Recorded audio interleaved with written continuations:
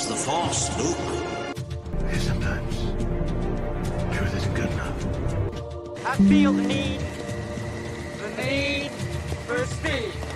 Ray, when someone asks you if you're a god, you say yes! Because it's their time. Their time. Up there. Down here, it's our time. It's our time down here.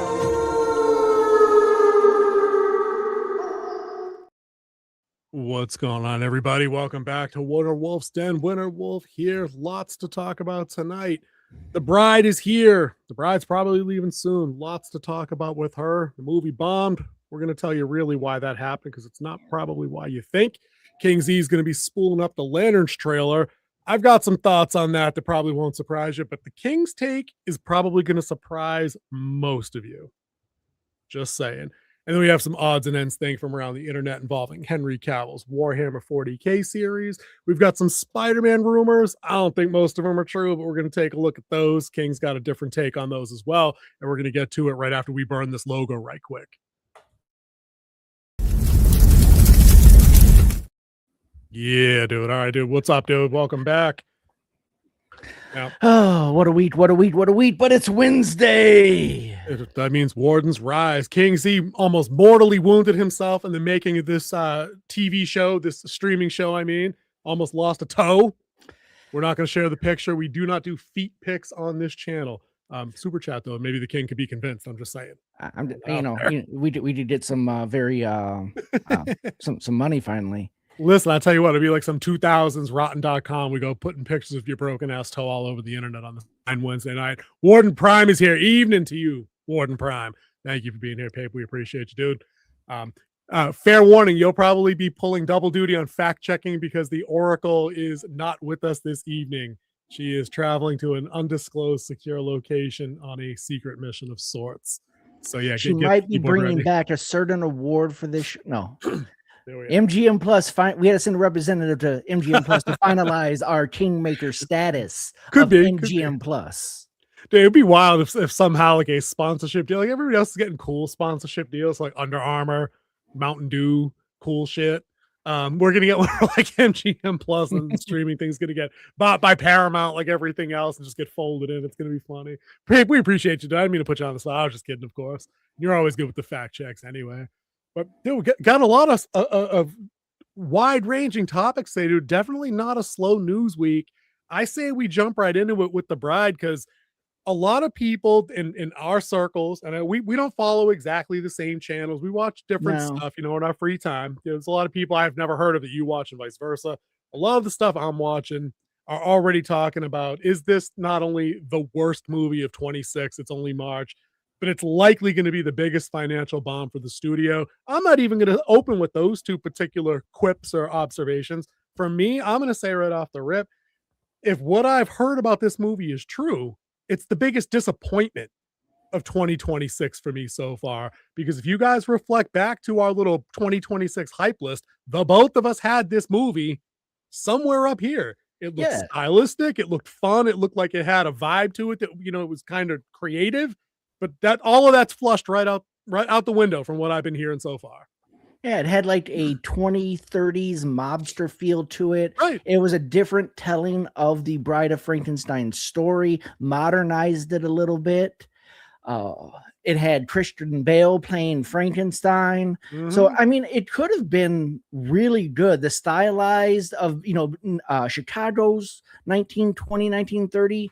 The dancing, the big band type music. It could have pulled everything together, but I don't know where it failed. I haven't really watched the box office and stuff like that.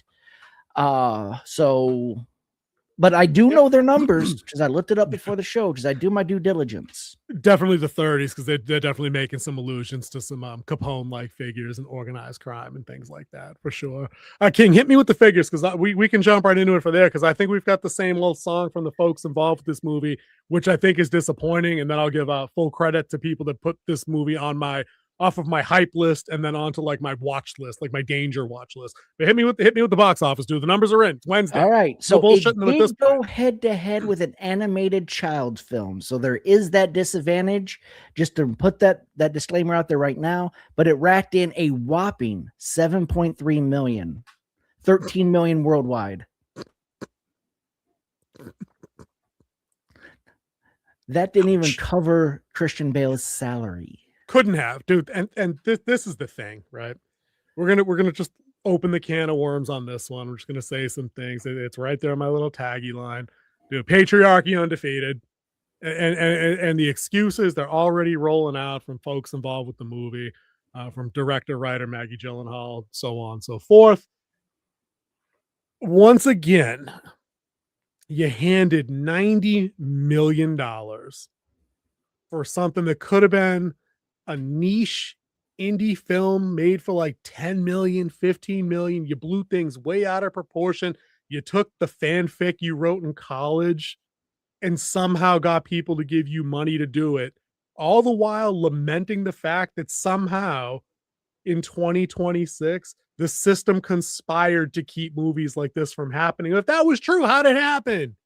I mean, stop. You can't really say that. I mean, if you really go to what the Bride of Frankenstein story is, it is that girl boss type movie. Like, it was her taking over power because she was smarter than Frank. So she controlled Frank. That was the whole thing. And I'm not going to call him Frank anymore because I got a trivia question for you, Wolf. Shoot. Go. What was the monster's name given to him by his blind best friend?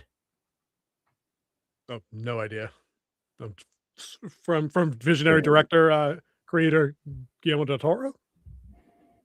From that version of the movie? Because are you going all the way back to the book? Going back to the book. I don't think it's been 40 years since I watched Abby Normal. No, that's not the book. Nope, wrong one. I'd rather watch that, to be honest with you. What was the nickname? Because I want to get back to the discussion. Victor. Ah, true. And of course, that's where things be coming up. Dude, I gotta stand in defense of the position that the original Bride story included that element true, but I've been told woven through every single aspect of this movie are examples of the girl boss motif coming from characters that aren't the bride, infecting the story completely that exists around them, even as their main plot line is going through. On top of that, it's just this weird thing they did with trying to have the central character of the story, the bride, because the title character, right? The title character is like possessed by the spirit of Mary Shelley herself, that wants to tell the story that she didn't get to tell when she wrote Frankenstein for some reason. Like, okay, but that happened. Like you did write it, and then that she goes throughout the film, unleashes this wave of like insanity through the bride that inspires other other women in the 30s to go out on crime sprees like this is the Joker, not the good one, like part 2. And like, again, I say, you can't even give yourself the pat on the back you're trying to give yourself, Maggie Gyllenhaal, for making this kind of movie, because you're like 50 years too late to the party to have that woe is me victim mentality. You just are. You're too late to be dying on that, or hanging that on that cross. Other women are out there making successful movies. So every time you give an interview and you say stupid shit like, the day I really became a director was the day Trump got elected the first time, like your sell-by date is come and gone. You've aged like milk at this point. You have to stop. You have to stop saying that shit, because once again, in the box office breakdown, more men, shocking surprise, went to see this dumpster fire than women. Again, just like with the Harley Quinn movie and all the other movies of its ilk.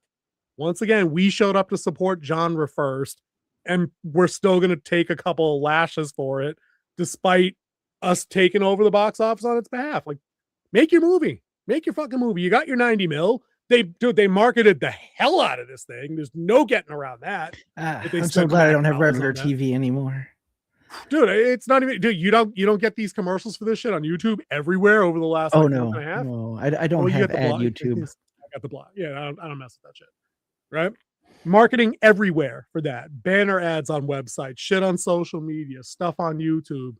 I don't really remember what I saw on like streaming, if it came up with anybody that's like already partnered to have it. Dude, and if they told you 65, Pate, it means it's more, because it's always more. This movie's cruising for $100 million loss minimum. And she'll accept no responsibility, no accountability. She'll likely fail upwards into some other bullshit product, just like Elizabeth Banks did after she destroyed Charlie's Angels. Keep failing upward at these same kind of bullshit movies. But the clock struck on this subgenre of victimized feminist directors. Like, in genre itself, we've had the Marvels, we've had Charlie's Angels, we've had this. Greta Gerwig's gearing up to ruin the Chronicles of Narnia next year for like, on Netflix. Like, enough's enough. Like, make your fucking movie, stay in the lane of movies that that you respect the material for, that you have a passionate interest in, that you're vetted to do, and then scale it. Like, why do you think you're worth 90 million to make a movie like this? On whose guess? Like, on whose faith? It's weird to me that she could sit up there and give an interview and have that kind of outlook. And it just shows me how disconnected the Nepo babies out there in pedowood really are. That's what it says to me. You actually thought you could sneak this kind of like message laden thing through and it was going to have mass appeal, and it doesn't. This is why I want to give special credit to the Armorist who noticed this. The second trailer that came out, they included that scene where she corrects him from the bride of Frankenstein. She goes, no, the bride. And he's like, oh, like, nope. And that's when I knew it was over. And the minute the Armorist put me onto that trailer, I was like, F it. It's off the list, because there's no way you make that correction and have that not be pervasive through your whole film. It wasn't just a one-off line. 30 years ago, it was a one-off line. Now, it's not. Ivan, hey, what's up, boss? Do Frankenstein like did a Robin Hood? Dude, exactly. I think the King and I be 100%. King, call our guy at MGM. All right. Yep. Know that somebody that Ivan in our chat, valued member of the community, recommended they do a Frankenstein show. I'm down. I'm instantly down. And you could put the bride in that. You could build into that storyline. I'm 100% for that too. It's just this movie, this way, with that message, did not work. They took everything that worked about the original, where the bride had like 47 seconds of screen time and like, 2 lines of dialogue. I'm being facetious. And twisted it into something that's 10 years too late to even be considered modern and edgy. It's just cringe at this point now.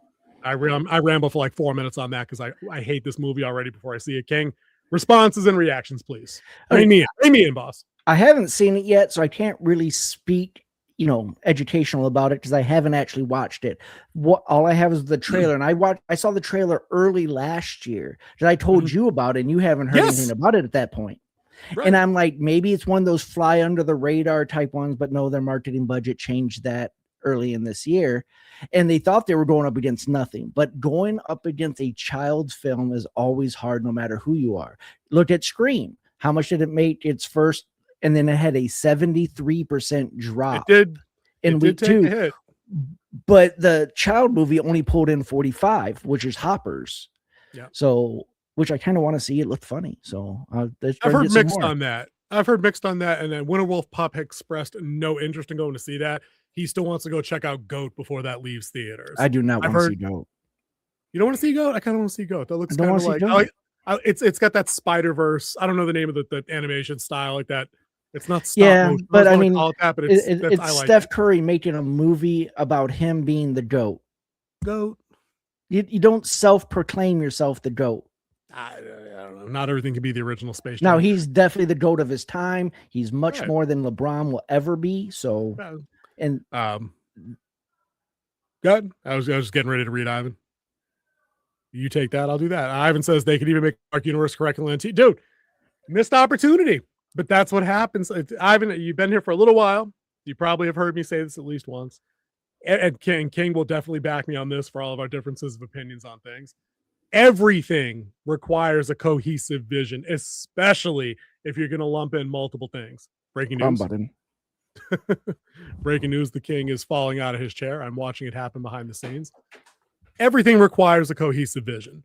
If you're going to bring in multiple characters, even if it's from the same franchise, somebody needs to sit down and storyboard that whole thing, start to finish. And it needs to work in a way that's intriguing enough up front, lacks to the best of your ability anything that drags in the middle over your middle couple of movies, and then ends on an exciting note. And that doesn't always have to be a big team up movie or anything else. It just has to be fulfilling at all three stages of that game.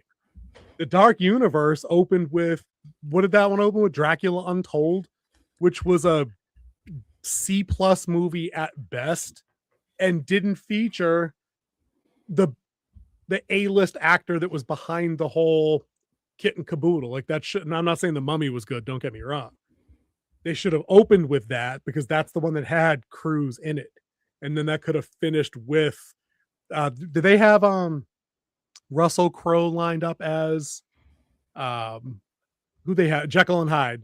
They had him lined up as that character, and he was going to be the Nick Fury character that was going to be uniting things at different however that was going to relate. But it didn't cut, none of that came to fruition because again, no cohesive plan was there to be had. And we see how this has impacted everything that's tried to emulate this. DCEU under Zack Snyder, same fate. Star Wars sequel trilogy, same fate. Everything after Marvel Phase 3 so far, up against the same fate. King's got no faith that there's course correction coming gradually, beginning with Doomsday and whatnot. We'll see. But yeah, I think that there's definitely mechanism for all of those OG Dark Universe movies. You get the Creature from the Black Lagoon. Sign me up for a show. 100%. Lots to do there. I thought that they were on that kick, especially with the new Frankenstein movie. They just had the new Dracula movie. I thought this could have played into it instead of playing right off of the Frankenstein movie. They're all separate. Like there's no. Oh, I know they're not linked at all. Yeah. But I'm just thought that they could be building that universal platform again. Yeah, true.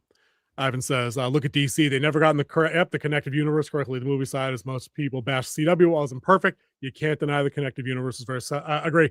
I haven't watched most of that. I think the King has watched a good deal of that, though. Yeah, the Arrowverse. Comment on that. The Arrowverse, right? Yeah, we taught the Arrowverse of the CW one because they linked those shows quite well. Starting off with the Arrow kicking everything off, and then bringing in the Flash, and then Supergirl, and then they did Legends of Tomorrow. I think that was it. Yep. And then they linked them all together. They always had the was it Crisis on Earth? Crisis on Infinite Earth. Yeah, on Infinite Earth. They always had that crossover event every year after all of them. Of course, the Arrow leading everybody. So sure. Pape asks, is a shared universe needed though?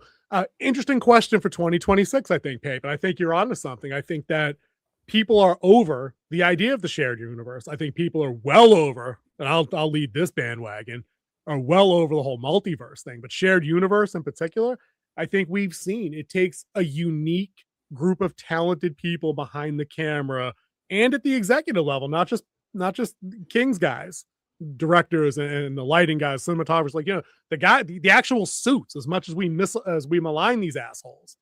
They all need to be on the same page. That's why Disney's original push before they acquired Marvel, the MCU, with guys like Ike Perlmutter and guys like Kevin Feige, and when Jon Favreau was there getting things up and running. When you have enough people in the room and you got the right amount of talent and the right system of checks and balances, you can get away with things like a shared universe. You can get away with things like a multiverse. But when you just put any old asshole in a room, especially if they're packing personal agenda, they need to see themselves in the project. They need to put this social platform out there. You can't find cohesion that way unless everybody's on that same page. And I would suggest, or submit for your approval, they can't even do that because the results of the crap that they've put out lately haven't been good, and they've all been on the same page, socially speaking, for those kind of things. What they should do when you're trying to do a shared universe is have a sit-down meeting and have several two main directors in there with you, a few showrunners, and these guys are put on 5 to 10 year contracts. Yep. Like you got to guarantee like us sports dates that you have to be with us, and then they iron out a 5-year plan. Mm-hmm. And then 2 years into that 5-year plan, you do the next 5 years. Yep. But if you want someone who knows how to do a shared universe, and this shared universe has finally been bought. We talked about it about 3 weeks ago. Brando Sando's Cosmere. is going to be adapted on Apple TV, starting with I'm looking Mistborn, forward to this. which I believe Mistborn is going to be the movie. And Movie. then I they're just going saw to headlines yesterday. do the Stormlight Archives will be the television show or the episodic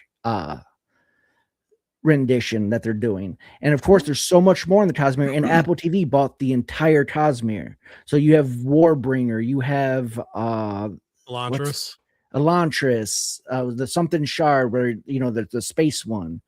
And like these are all in the same universe. And if you're going to do this and you're going to do it right, you got to hire one person, and he's going to have the most important role in all of these shows, and that's Hoyt. Because he is the world jumper that goes through all these worlds, and it should be from his point of view. Interesting take, or interesting point, rather. Hopefully they sort that out. As the Brando Sando fan on the channel, then let me ask you this, and this was not a planned topic, but I have to know since you brought it up. Are they better off giving Mistborn the movie treatment? Because that's a trilogy of books by itself already, too, right? Like, would that not work better as a TV show alongside Stormlight Archives? Well, doing just the Mistborn book 1, Mistborn. Okay. I think thought that you meant the whole thing. No, there's no way you that can do work? all 3 books in one movie. Because you have there's 3 books in the first era of Mistborn. Right. You have Mistborn, Final Empire, then it's the Well of Ascension, and then it's the Hero of Ages. Yeah. Which you see them all layered through the all the books. Like they talked about the Well of Ascension in the first book. They talked about the Hero of Ages in the first book. So, and then in the second book, you have a different feel of it all. And then the third book, like he didn't rush to finish it, which I completely thank him for that, because I'm so tired of people writing 2 good books and then doing a third book so rushed that they have to get everything that they foreshadowed in the first 2 books all in the third book. No, write a 4th book. Come on. Right. Dude, right. No pressure. It makes me upset when they do it, because you ruin good stories by trying to rush it and then try to just wrap everything up in the last 50 pages. It doesn't work that way. Yeah, Dad, you're not wrong. You're not wrong. So we'll have to see, obviously, where that goes. Paper saying Stormlight's going to be a TV show. Fudge. I guess I got to get Apple TV. Probably. Yeah. Probably. And do we have any idea when that's supposed to come through? That's got to be so early on in the game of pre-production. Like, we talking like 2030? If you watch the Brandon Sanderson weekly update, I believe he's at 5% of the script for Mistborn complete. Oh, cool. I didn't realize he was also on screenwriting duty for that and was just not going to. Yeah, he's writing the first. He's writing the first one out. Then they're bringing in the screenwriter, and them two are going to work together to iron it out. Yeah, I'll keep my fingers crossed for that. Dude, I want to segue then, just because this, I think the impromptu Brandon Sanderson thing would dovetail nicely into talking about like the miniature Henry Cavill topic that I threw on the list, just because I had seen a couple like rumors pop up. Before we get into that, we have one more thing. We got a poll. We got a midget on a pole match. All right. So, no, we have a poll coming up because we're coming out of the horror, and this is also to segue into this weekend. We will be dropping a review of the most anticipated horror film of the year. It's already hit the film the film festival circuit, coming back with tons of awards. And one of the people who do horror channel, like that's what they do, said this is the scariest film he's seen in a while. And it's called Undertone. It opens tomorrow. We're both going to catch it sometime this weekend and review it again sometime this weekend and get that out to you sometime next week. No pressure at all. Hit me with that poll. The poll is, what is your which horror genre do you enjoy more? Monster, slasher, found footage, or supernatural? The poll is live now. Go ahead and get your votes in. Voted. Excellent. Okay. Let's bring up King Cavill.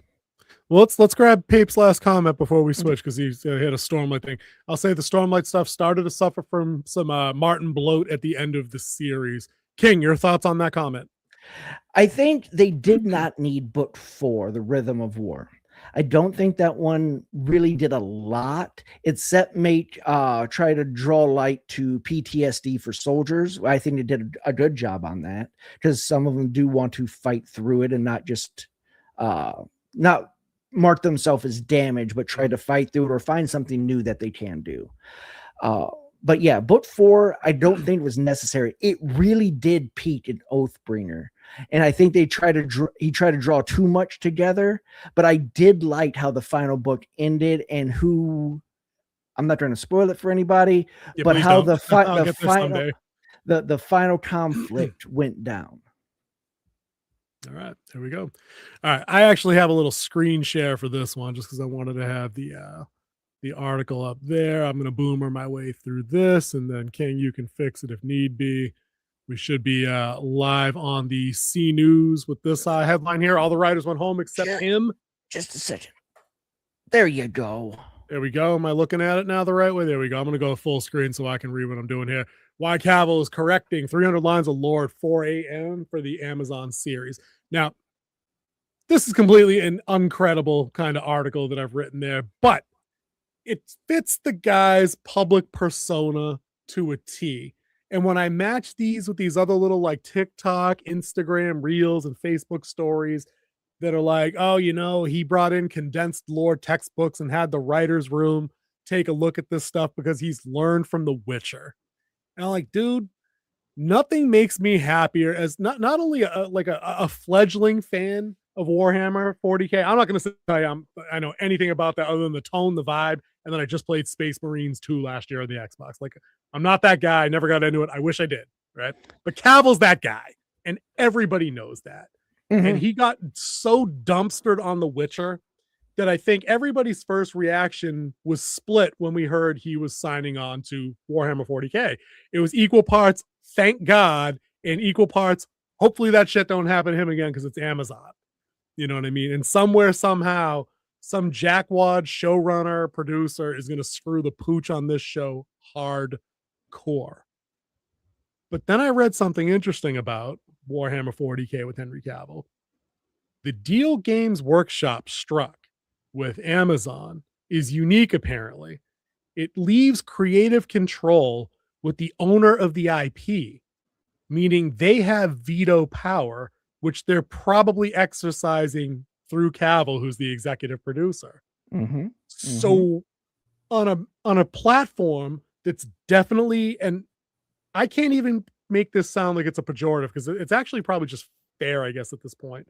On a platform like Amazon that's got a bunch of mill thriller stuff that you like, you know what I mean? Mm-hmm. Balanced off with a bunch of crap that we don't like because it leans left and it ruins canon, like Wheel of Time for you, Rings of Power for me. You know what I mean? Like we have our gripes with some of their programming, but there is stuff there that you do like.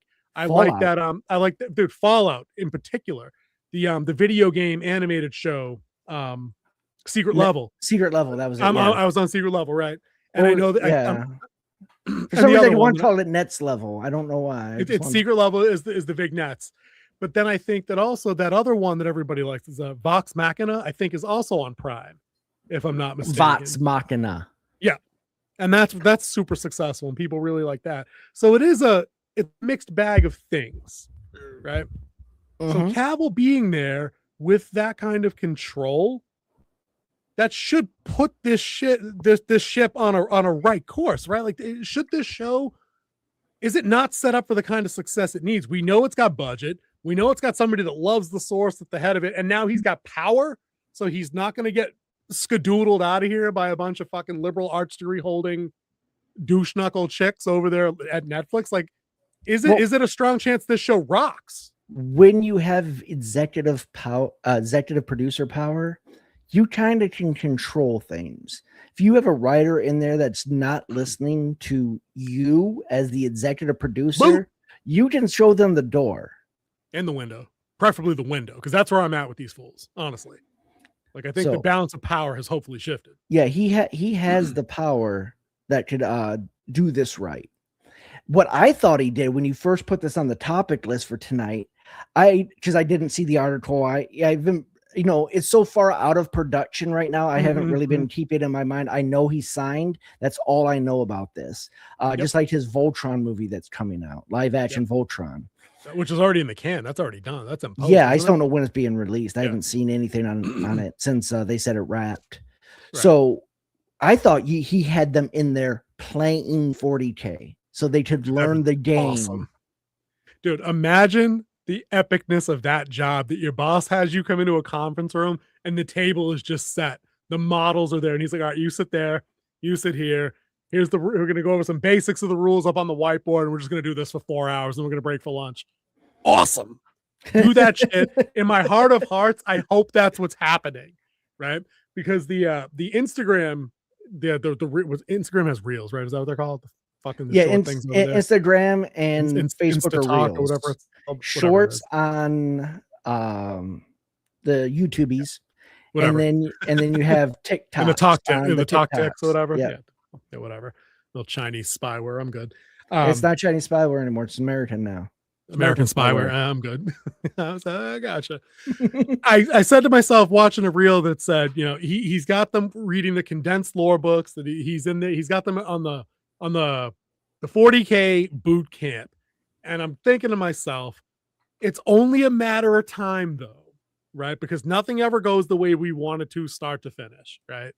Before some jackass hits social media crying that he's difficult to work with because he made me learn the lore and play a game. It's coming. It's going to happen.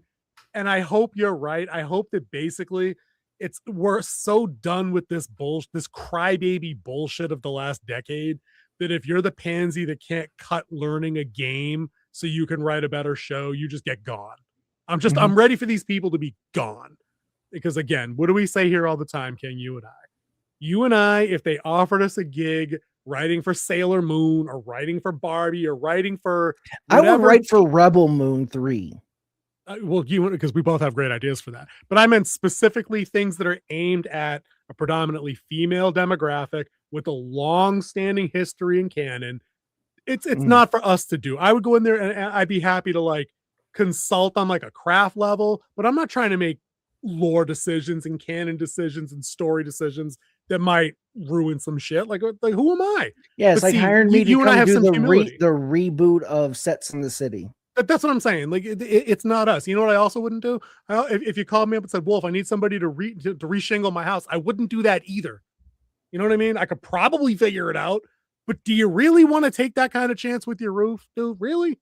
Keep my giant ass up on a ladder on your roof? No. You don't want the wolf on a roof. Exactly. Saying. So Pape says, based on the comments made by the Pixar chief last week, I was hoping somebody mentioned this. We are moving away from the dark period of genre productions. King, specifically what Pape is referring to, if you hadn't seen those remarks on YouTube anywhere, I did not. Is one of the Pixar chief creative suits over there said our movies are no longer going to be therapy sessions for our employees. Is not a verbatim quote, but it's pretty close. It's pretty close to what he was saying, is that, you know, we're here to entertain people. We're not going to just let you run up a budget of like $150 million because you have issues with your parents or you didn't know if you like boys or girls when you were a kid. Like, we're done.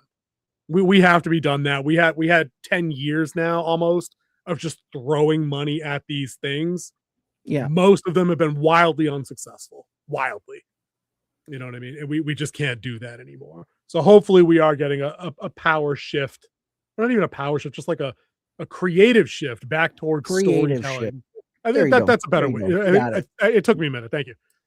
And I hope it gets there and it stays there, because what I also fear is a wild overcorrection the other way, where we get back into like satanic panic from like the 80s shit. I don't want that either. Can we just have the 90s back, please? Can you bring me the 90s, please? That's where I want to be. Somewhere vacillating in the middle, oscillating in the middle. Let's bring back In Living Color. Dude, can we do homie? Don't play that. He should play that though. They're coming back. I am so sad that they never made a Homie the Clown movie. They should have definitely done Homie the Clown the movie. I'd watch that. Homie, don't play that. But they're kind of coming back in a couple months of Scary Movie though. Yeah, June 6th. Be ready for that. I'll be ready for that. I can't believe they're trying to be canceled. Have you seen all this stuff? Dude, I've seen, but I wonder if it's really brilliant marketing that it's not really happening, but they knew if they said that shit, that because the winds have changed so much, people, oh no, that's it. They already got me. I was like, I'm gonna buy 12 tickets to this thing. We are still giving tickets away. They got me. So even if there's no controversy, no backlash, some of y'all are getting tickets to this movie. That's just how that's gonna go. But I wonder if, because I've gone through a couple of hashtags. I've been on Facebook following that exact headline that you just said, woke backlash on Scary Movie 6. And I read the comments and I see people like, I'm 22. I can't wait for this shit to come out. Holy crap, this shit looks funny. And then from guys like us and gals like our age, thank God they're back. I'm like, I don't see the people being like, they made a they them joke in the trailer. Like, I don't see that. I really don't. I was waiting for it, but I don't see it. Oh, it was so funny. I think they got me. Because it was a they them joke and it was the older brother joke. Well, we're not here to do half gay shit. Why not? It was like, because I was like, whoa, why not? Why not half gay? He's in the cowboy outfit too. It's the best part. It's the best part, dude. That movie's gonna slay. It absolutely is. Listen, I hope they send everybody up. I hope that movie is 3 hours long and they just go down a list of grievances of everything going on. For like the last nobody's safe. No, nobody's safe. No safe spaces, literally. Except Charlie Kirk. Maybe they could leave that out though. That's kind of soon. This movie's already been done, so they probably can't get to that, right? I don't think we don't need to address like violent public deaths. I mean, caveat that kind of thing. But everything else has got to be on there. Everything's got to be on. Yeah. I'm hoping for it. Dude, I want to talk Lanterns trailer. All right. Let's do that one. Lanterns. All right. I got to sit up for this one. Got to sit up for this one. All right, old man. Take some extra Motrin. Having spoof movies not done well anymore. Dude, when was the last one you saw? I can't remember the last. They used to be a thing. Those used to be like an every quarterly thing. King was talking about a list of these a little while ago. Well, you have like 5 scary movies. You had disaster movie. You had not another teen movie. You had superhero movie, epic movie, superhero movie. Dude, you had other things too. Meet the Spartans. Meet the Spartans. Meet the Flockers. I'm saying, yeah. but then it just died out, which I mean it should have. I mean, saturated. After a while, yeah, it's just like superheroes, and that's why a lot of people are thinking, because this ties into our Conan topic just in a little while. That's a mini topic. That these things come and go in waves and phases. Went from westerns to this to that, and we did superheroes. Then it was action flicks and superheroes. The horror stuff goes in waves. You get werewolves and vampires and zombies. Rinse, repeat. I think it's about time to bring back some westerns, though. We haven't had a good western in a while. I hear they're doing a Firefly revival. Okay, space western, but I mean, space western counts. How about a real western? I mean, what was it? 310 to Yuma. Oh, that was such a good movie. Banger movie, though. That was such a good movie. That one, Open Range with dearly departed Robert Duvall and Kevin Costner. It could be time, but they need to be. If when they rotate genres, they do have to be modernized in terms of tone, effects work, and speed of story. A lot of old westerns are very slow. Yeah, a lot. The old spaghetti westerns and stuff like that. So I don't think those would translate well. But if you even bang out something that's wacky, like Cowboys versus Aliens, I had a blast at that movie. That was 15 years ago, though. But Ivan's question about the spoof movie, if you go look them up on Rotten Tomatoes, most of them rate somewhere around 12%, because after a while they get lazy too. Yep. And the jokes aren't as cutting, they're not as observational, they're not as honest. They leaning one way or another, who they skew or who they don't. So I'm not saying Scary Movie 6. Is this called 6, or is this just Scary Movie again? Like, I think just Scary Movie. Yeah, I think. I don't think I saw a number. It's the 6th in the series, but it's just called Scary Movie. I don't think that's going to set off this big avalanche of spoof movies coming back in a wave. But what I hope it does is kick the door open so we can get more things back, like Tropic Thunder, like The Hangover, like Talladega Nights, and old school comedies from the early 2000s that were still fucking hilarious.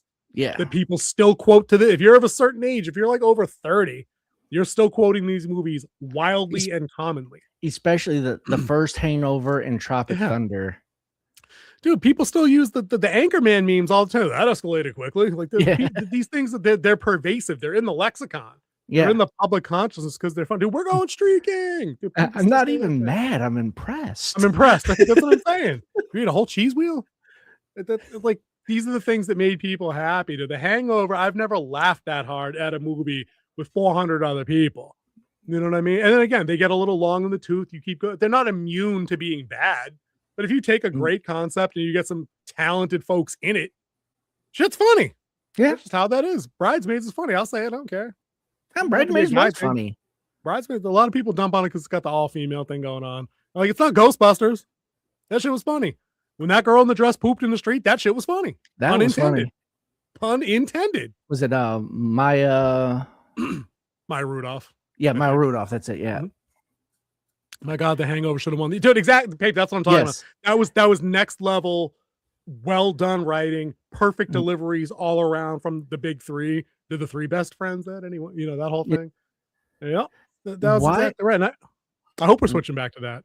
Back to entertainment, like you said a minute ago. Yeah, with Oscar season is upon us. I mean, was it like didn't they already have it, or is it like coming out this month or something like that? I don't know. I mean, the Golden Wolfies were in December. That's all that matters. That's the only award show of note. Doesn't matter. The other ones are irrelevant. But with Oscar season here or gone or past, why isn't there a category for best comedy?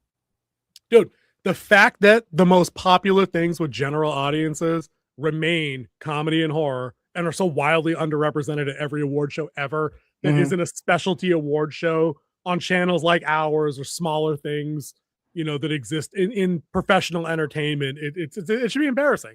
It should be embarrassing, these clowns. Yeah, but again, they win I mean, I'm not dogging anyone's work that gets nominated for an Oscar, but it's the minor awards. They're never up for best actor or best director. No, we get best sound. They get best sound, best wardrobe. Yep. No, that's ridiculous. Sinners was every bit as good as fucking anything else that got reviewed for all the serious awards. And what did it get? Best costuming and best. Well, he got best director, didn't he? Didn't Coogler win for that? I think it won best picture somewhere. Oh, well then good. But again, horribly underrepresented as a genre in the big dog award shows. And it's obnoxious because I feel like all those award shows going back however many years, most people haven't seen the movies that have won for best picture unless it's legit something like Titanic. You know what I mean? That had that mass commercial appeal. Honestly, I think Titanic first ever Oscar movie I saw in theaters. I think I saw it with you in like 97, whenever that came out. Yeah. I think I was there. There were a group of us, I think. Yeah, because I was on a date at the time. And I'm pretty sure there were like, there were like three, four of us in that car. Yeah. That's what I mean. It's a movie like that wins. And then otherwise it's a bunch of bullshit that nobody's heard of. And everybody cries when the person wins. And I'm like, okay, I don't care. Yeah. I was in the Army when we saw it because I took my lead and came up there. Yep, pretty sure. I'm pretty sure it was Titanic. But we got a little distracted, Rudied right there. But yeah, I hope the shift to the entertainment comes back. I'm ready for it. I feel like we're getting to be in a better space with a lot of the things that are coming out. They seem to be quietly shelving, like you were saying earlier, with comments from Pixar chiefs. If those statements are being made publicly, it definitely means the shift is on us. It's not just some crap in echo chambers. It's not just some crap from like the vast alt right-wing conspiracy. Like, no. Like if the Pixar chief is saying that, it means that's the sentiment and it's probably time. Now, whether that saves franchises in time, who can say? King's on record. What's our policy, King? How many bangers does Star Wars need in a row to course correct? 3? 4? Fourth would be so first one is a one-off. 2 is called a double header. A third one is a streak, and the fourth one you're on the road. Boys. Yeah, we're back, boys. So yeah, we're really far away from anything like that happening. This wasn't a planned topic tonight, but I'd seen also on the side that one of the clowns that had written on Mando season 3 is a credited writer on the movie coming out, and I'm like, oh, why? Okay. Why? We're not back. We're so not back, boys. To the defense of that, if he gave one line of dialogue, he could be a credit. Okay, all right, fair. To be fair, it's not like he sat there and wrote all Yeah. pages times 10. Okay, fair enough. We'll go I mean, with that. I was considered a contributing writer on a movie, and I really didn't have that much to do in the final script. I pretty much wrote the treatment that it was based off of, an idea between me and a buddy who financed it had about it, and I wrote a quick treatment of what I was thinking, and then they turned it into the movie. But I was still considered a contributing sure. writer. Yeah, absolutely. I think that's well earned and well justified for sure. But let's see if this is well earned and well justified. You got a Lanterns trailer for me, Home Slice? I take a look at this. do. Let's take a look at this. So in brightest day and darkest night, No. we see no lanterns in our sight. May all who worship due the color respect, brown we've been keep training on for what- watching. It's all you'll found. There we are. And I haven't even worn the ring yet. This is the first official trailer of Lanterns. Don't get hung up on the jewelry, Junior. You're just a fucking substitute teacher. Is this a You're Taylor not ready to Sheridan get up show? in front of the class till the ring says you are. All right. Give it a pause. We'll do the pausing thing. Not on a black screen though. Come on, give me a frame. Jeez. I didn't You know it couldn't was have going done it on to purpose. There we are. I didn't know it was going to stop on a black screen right there. We're new I'm to already this new concept of how we're going to pause it so we don't get a copyright strike. dude, because incidentally, we won that other one about FrostCast 81 or whatever. 84. It was 84 that was taken. Was it last week? Down. That was last week's? I don't No, know. that was 2 weeks ago. We're on 85 right now. Oh, so 83 then. It was 83. Right. So I won that one. And then an hour after I won that one, I got a strike for like FrostCast 49. I was like, I'm busy. I can't. I like that was how long ago? 40 weeks ago. You have it. You can have it, guys. I don't know.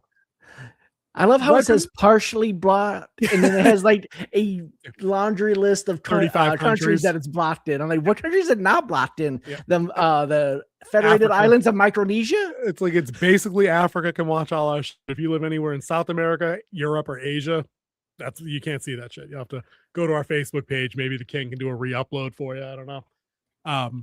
I'll say from the beginning of this trailer right here, because it doesn't get any better, right? With what I'm gonna say. The colors are all dull. I get that they wanted to do some drifting cowboy hero in a small town murder mystery thing. I need more. This is a superhero show. It needs color represented in there somewhere. Even the ring that he put on the dashboard, and that's Hal, right? That's I got my lambs right. I got Hal and John. Okay. It just doesn't look right. It looks like it's going to be dull, and I hope that I'm wrong. I hope it gradually gets to a spot that's more spectacular looking, but I don't see that yet at all with what I've seen. I have a theory. My sound bar's over Ivan's comment. You're gonna have to read him out. It was okay. Let me just. Can I see that? Oh yeah. I got on the side. I got on the side. If you don't have it. Yeah, I am. Am I wrong, or did the F-bomb feel forced in the teaser? The only natural one for me was the squirrel one. I will let you know when I get there again because I watched this like a week ago. But my inclination would probably be yes. It probably does feel forced. So I do believe the color scheme is going to change during this show. I believe it's going to be dulled now at the beginning, like doing the train. And then as John becomes more of the lantern, it's trying to brighten back up because it's the dying light of Hal and the rising light of John. Okay. Well, let's roll it. I could have died. You want me to train you? I'm training you. Something is off here. I can feel it. This is my town. Here. All right. Why does the sheriff always have to remind the newcomers, this is my town? Let me ask you a better question. How come in 2026, every small town sheriff is a 115-pound female that would get trounced by either of these guys? Because they in less carry than 2 guns. That guy's got a power ring and a lantern, though. Well, well, she don't know that. 99.999% people on Earth don't have that. Good point. Here's my other thing, just based on what we see here. This is the last place that I think I want to see. This is what I said to you the other day. I don't want to see a Green Lantern show set in Anywhere Town, USA. Like the odds that we get anything on Oa, other lanterns legit, you know what I mean, showing up, I feel like they're slim to none, because maybe they have done that thing where they've scaled down budget and there's not going to be, is this going to be like Smallville? Like we know later on in the clip, you guys will see there is a shot of Hal flying, but it literally looks like King Z loaded up Adobe Premiere Plus and just grabbed the asset and just like moved him. There's no trailing green. There's no aura to it. I don't mean that like how the kids say it. I mean like literally there's no green aura to him at all. Like it just looks, it's very underwhelming in that moment. Ivan just said, I gotta go back to small screen there. I hope they don't kill off the first actual good live action Hal and make him Parallax either. I'm split on that. And I'll let King talk more about the Parallax thing, because I'm sure he's got a more expert opinion. I don't want them to do anything in any show for the next 5 years that involves dumping on any legacy character to prop up a replacement, even if it's a legit new character like Jon Stewart. I'm over them booting the original characters or the older characters. I'm good with that. I've seen enough of that. I've seen the deconstruction. I'm over it. Dude, Afakazi Games in the house. He's here for a final stream before he takes off to a secure location for some training, if you will. We'll leave it at that. We salute you, brother. We salute you. Thank you. Make us proud. King, tell me about Hal becoming Parallax. Is that a play for this show? Honestly, that's one I don't really know. I only know the basics of the Lantern Corps. I wasn't a big Lantern reader growing up, so got it. At one point in the books, Hal does become Parallax. That does happen. He does become, but that's before he becomes the White Ring, the only one to ever hold the White Ring. Yep.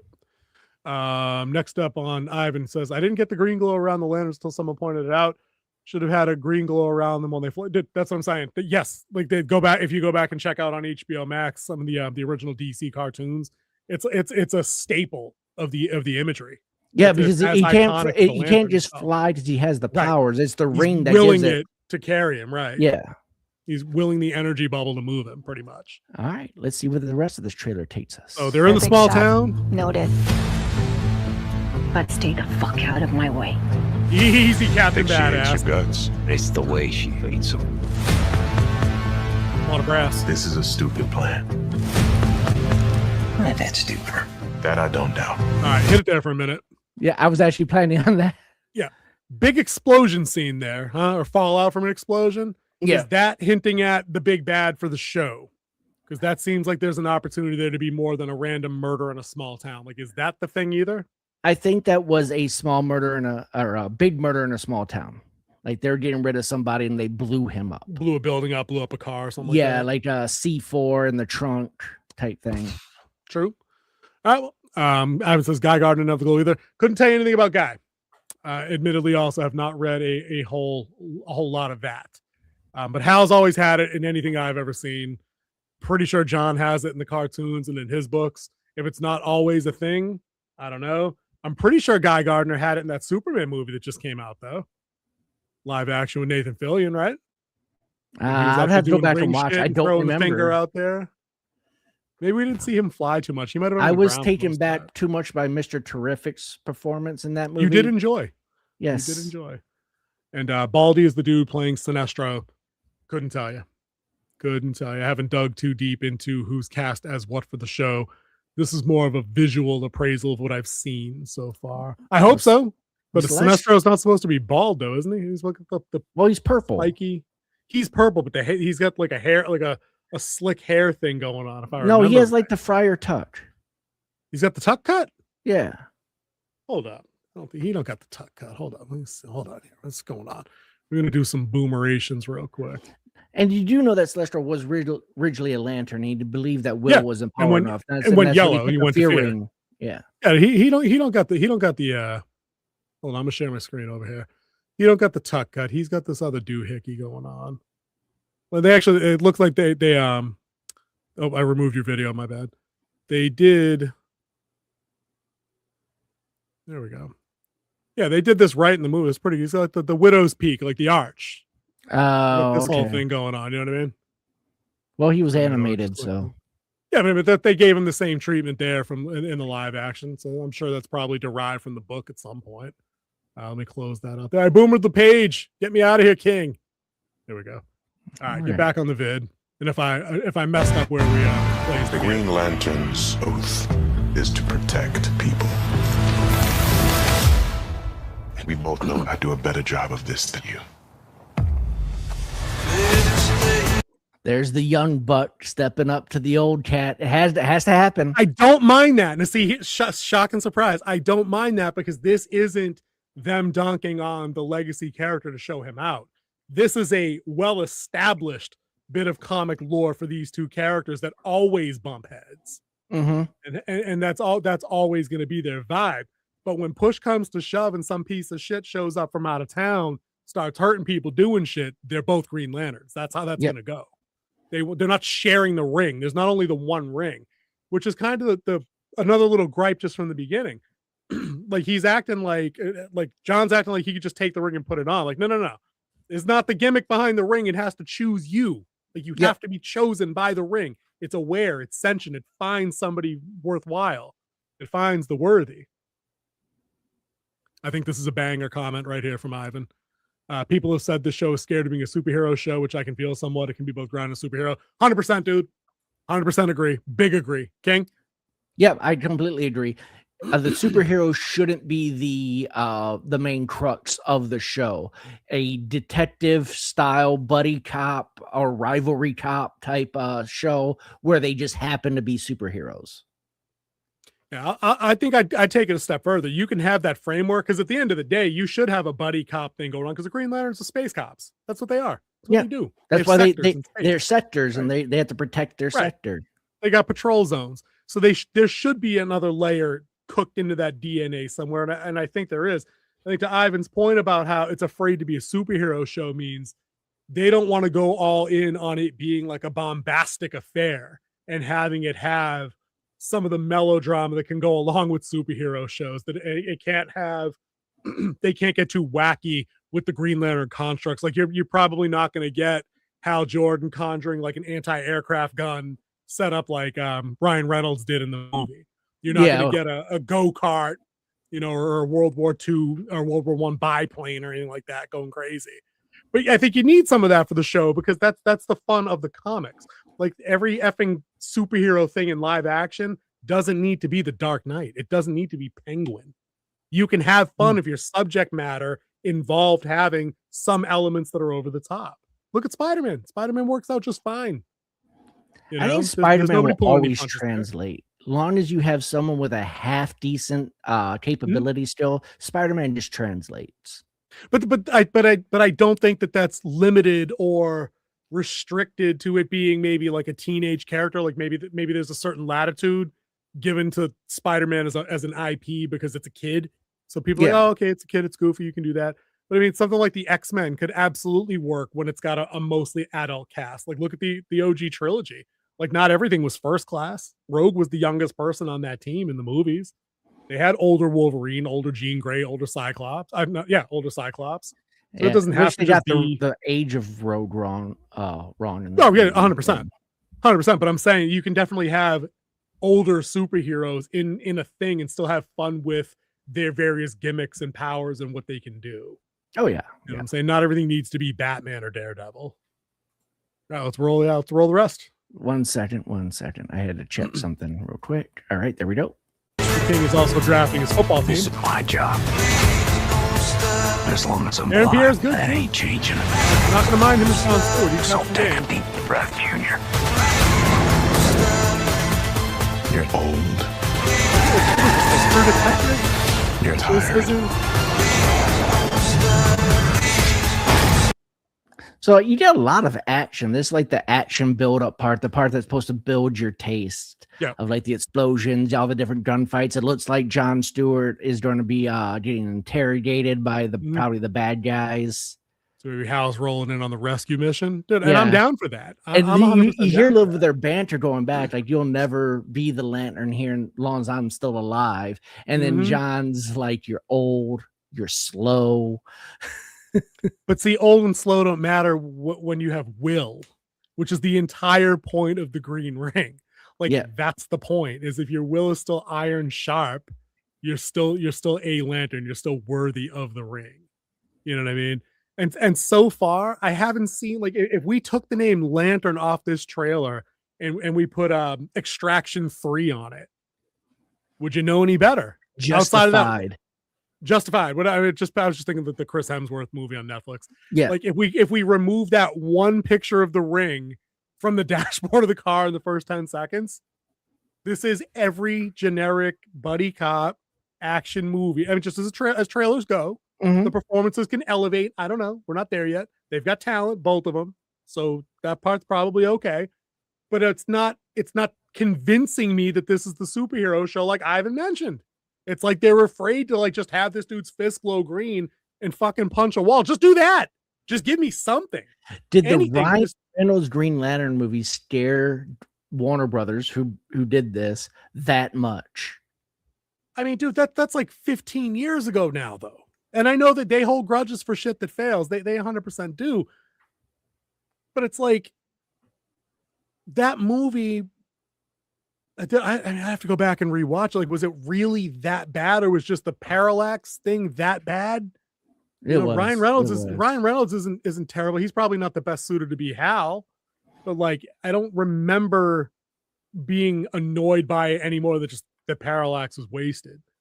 You know, I have to. It's probably memory hold to be fair. We've seen a lot of stuff since then, but I don't think. I mean, that's like saying, you know, if a Robin Hood thing did bad, there's still 5 more after that. You know what I mean? Like you can still go back and take another shot. It's been 10 years. The Garfield Spider-Man movies didn't do overwhelmingly well. They went back and did Spider-Man, but that's bankable, like you said. Yep. I don't know. Spider-Man translates. Pape says it was pretty bad. It's Green Lantern movie. Ivan said Aaron Pierre gives such a presence. His Netflix movie is one of the best in its genre. Yeah, that's what we heard. We didn't get around to watch. I know the one you're talking about. We didn't get around to seeing that one, but he's good. I've never heard anybody say that he's not a talented cat, for sure. For sure. Did they change this show from an HBO original and now it's on HBO Max? That's all the same thing, is because they just changed. It's all the same thing. They yeah. just changed the branding. That's what the only thing that changed. It's they changed the icon on your phone back to HBO Max from Max. Yeah, it was HBO. Then it was HBO Max. Then it was Max. Now it's back to HBO Max, and probably soon it's going to be Paramount. I mean, dude, why don't they just take all that money and those brand changes and put it into an effing Green Lantern costume that doesn't suck? Because we're about to see that, I think, at the end of this trailer. Let's and isn't animated. But it also looks like some shit that you just go buy a Tractor Supply. All right, here we go. Oh, yeah, that's... Your time is up.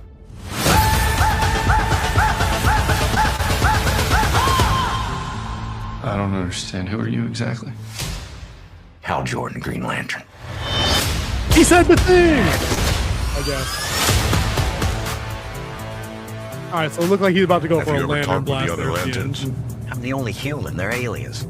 One of them's a fucking squirrel. All right, that's not that off-putting. Like I could see some, but that's how I talk. I would say that. That's not completely off. No, I mean this show, not the streaming service. What it is classified? I'm sorry, dude. I don't follow. Did they change this show from an HBO original and now it's an HBO Max original? It's all under one roof. It's all one-stop shopping. See, that's the only F-bomb that felt natural. Yeah, I would agree with you on that F-bomb. That's exactly what I would say. Trying to explain something as ludicrous as like it's a bunch of aliens and one of them's a fucking squirrel. That's what I would say. King might not say it, but he's a better person than I am. His language is more clean. You know, I try. Sometimes those technical terms need to come out, especially when your computer blows up in your face. They do, like it did. We didn't see the costume in there, but I know there's a picture of the costume in a closet. Yeah, in the we show. saw it. That was when we came back and we started it. When we came from a black screen in, it was there hanging in the. See, so it was so brown that I missed it because it could have just been literally anybody's work gear from like Tractor Supply. You know what I mean? Like, I'm not saying lantern. Dude, maybe. I'm not saying it needs to be some like CGI digital thing that they painted over Ryan Reynolds' face, you know, like they did in the movie. But I'm underwhelmed so far on the visuals. I want more than a True Detective story, and I'm not sure that this is going to elevate to that level. I don't know. I don't have a whole lot of faith in it, which kind of annoys me. Yeah, but it's an unusual.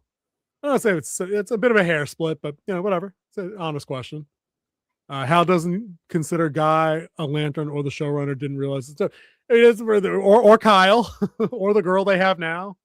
He might not have met Guy either, because I do know they hinted that Guy might be in this. Like, he comes in at the end as Nathan Fillion's Guy. Yeah, Nathan Fillion as that Guy. makes sense, and that's something that we haven't talked about that a lot on the channel, as far as, like, we always talk about the MCU and their convoluted mess of interconnectivity. We always talk about that.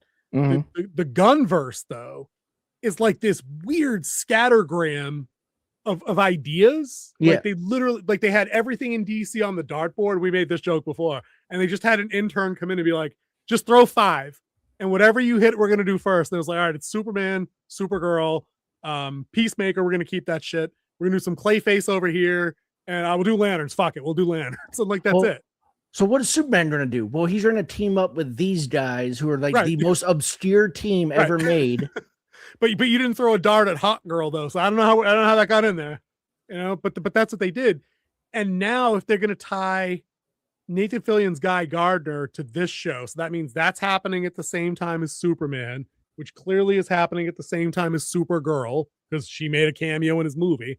But it might not be happening at the same time as Clayface, because that's a standalone, and it's not all the way connected to Peacemaker, or what was the animated one? Creature Commandos. Yeah. It just sounds like it's a mess. Like, it's I don't need everything to be perfectly, like, linked up, lined up, but I like things to make some kind of sense. I think the MCU did much better, especially phase 1 and 2, when they had Agents of S.H.I.E.L.D. and how it lined up.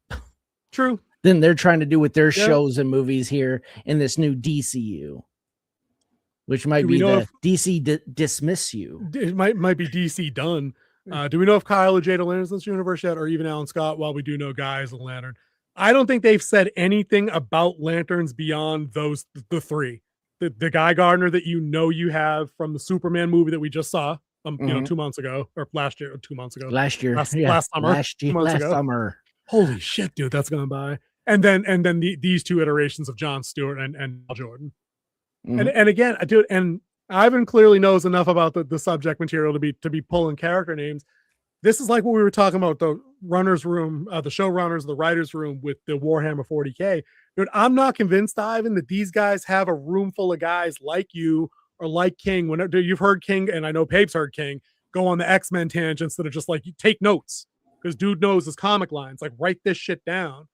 You want to get into some Star Wars or some Trek stuff, like, I can give you some notes on some things. Like, there are those of us in fandom for generations and decades that could absolutely steward, if you will. Should have said steward, but I couldn't make it work.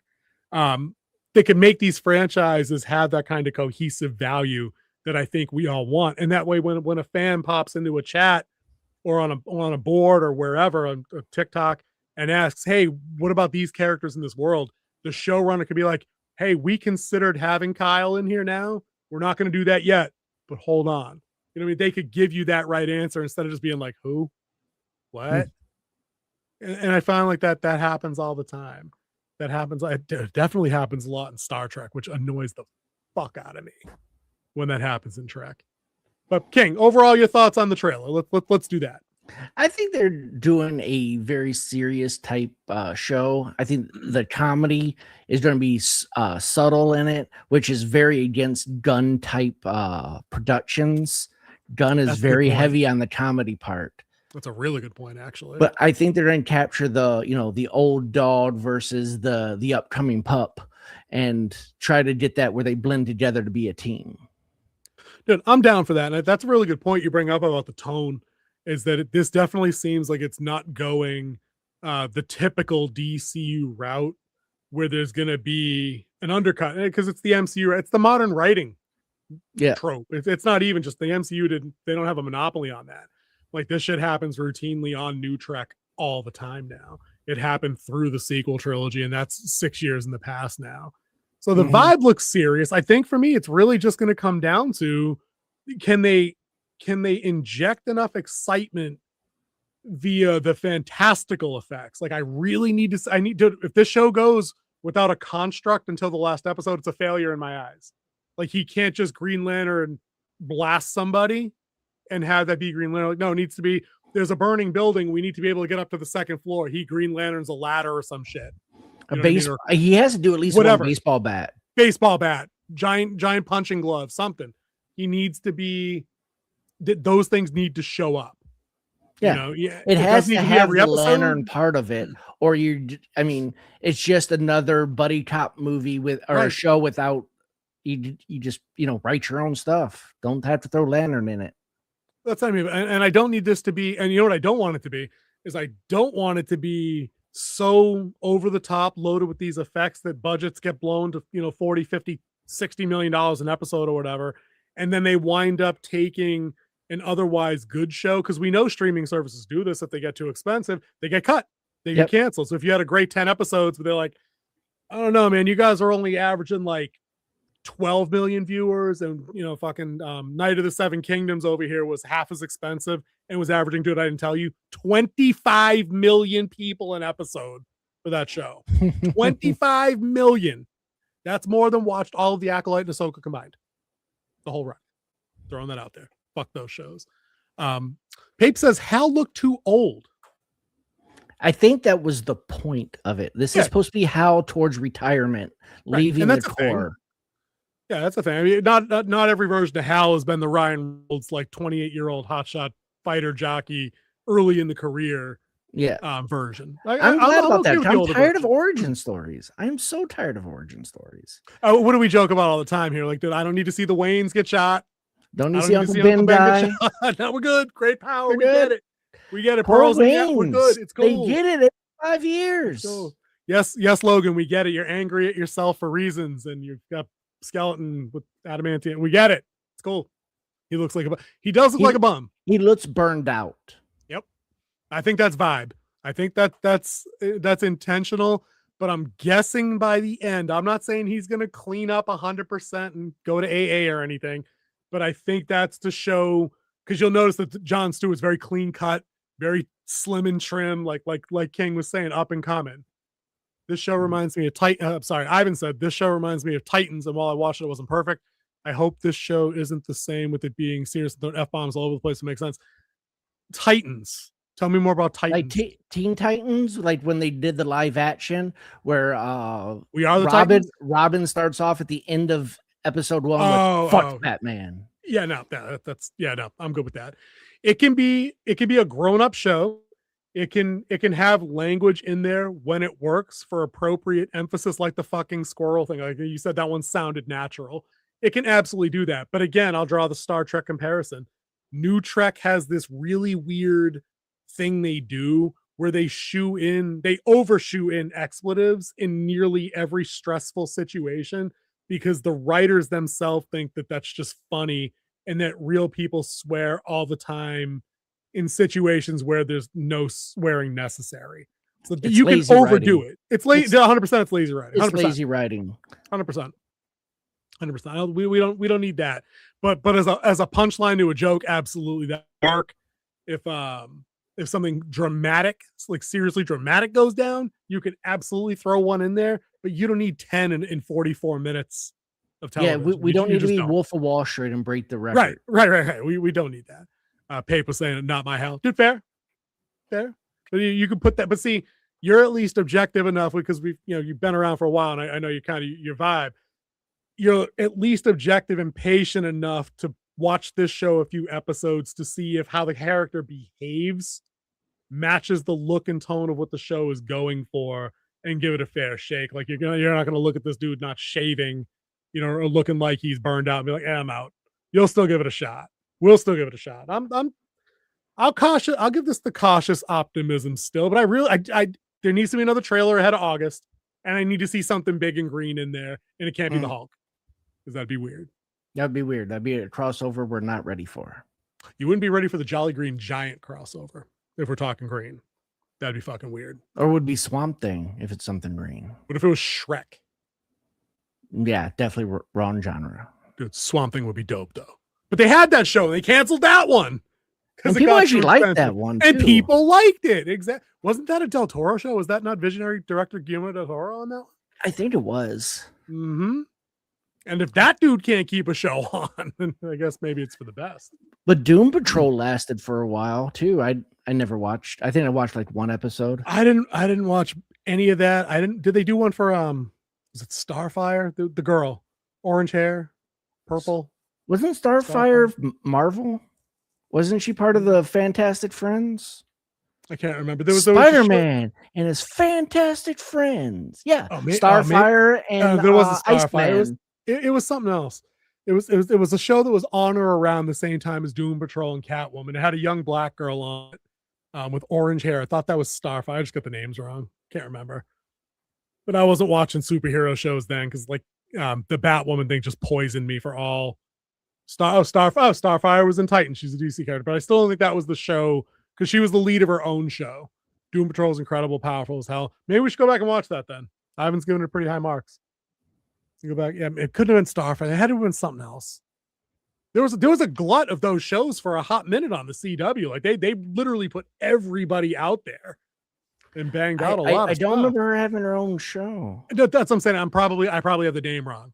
It's almost assuredly have the name wrong. She's an alien. She crashed to Earth, had human. I know it sounds like Supergirl.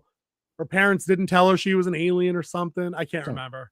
I feel like Ivan would probably know if I did a better job describing it, if I could help him at all with something more specific. We'll go back. We'll figure that out. But yeah, the Lanterns thing, we need one more trailer to be able to, I think, honestly lock in. That might be it. That might be it. Ivan right there. Naomi, that's probably the one.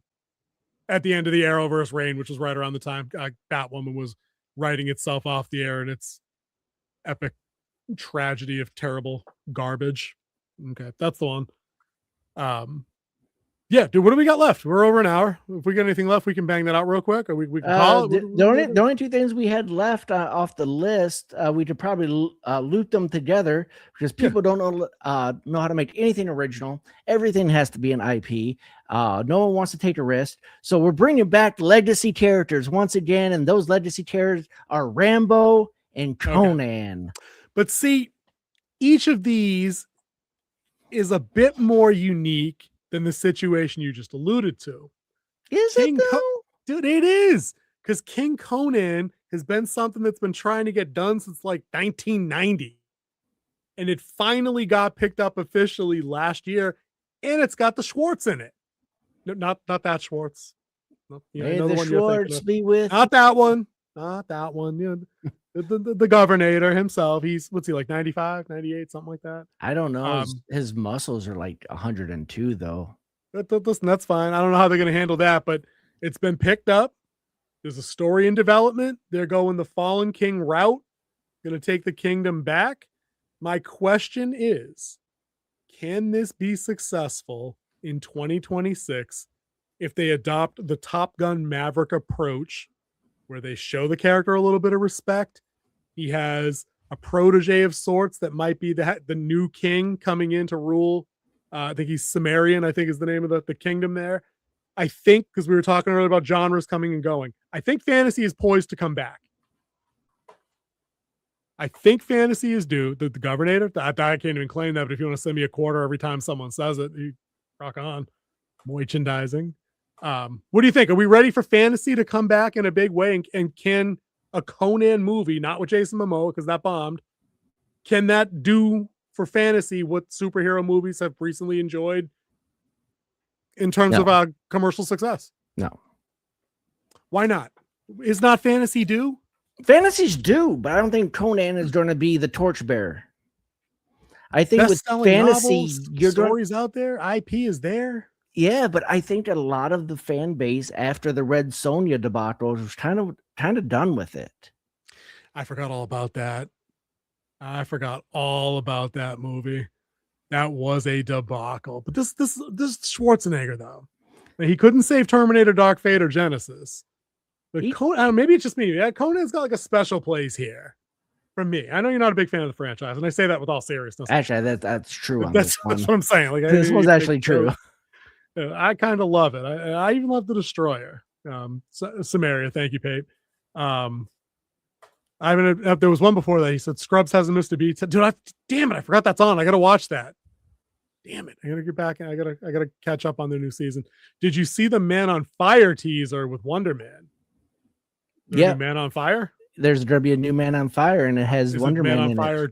it. So it's not Man on Fire 2. No, it's called Man on Fire. I think it's going to be a series this time. I didn't look in. I just saw the placard up, and was it a tweet that had the picture and then that name under it? So are we gonna do are we taking the story from the movie? Is that the play? Like, I think it's a play on who the girl? He is. Like, because remember they just called him in the movie. Right. They didn't really hint at like who he is, what he did before. I think this is more of his exploits before the actual movie where he saves the Tona Fanning.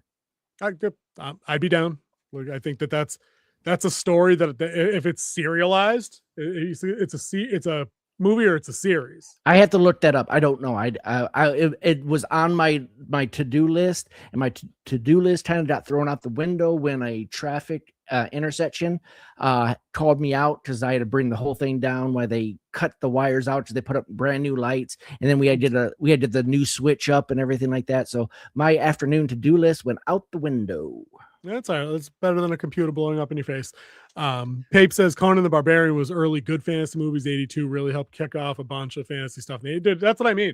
Like, I feel like good fantasy is ready to come back on modest budgets. You can do a lot. I mean, if you think of some of those banger movies that people like, we just did Dragonheart. We could definitely do Willow at some point. I love that. I know it's kind of cheesy, but I love it.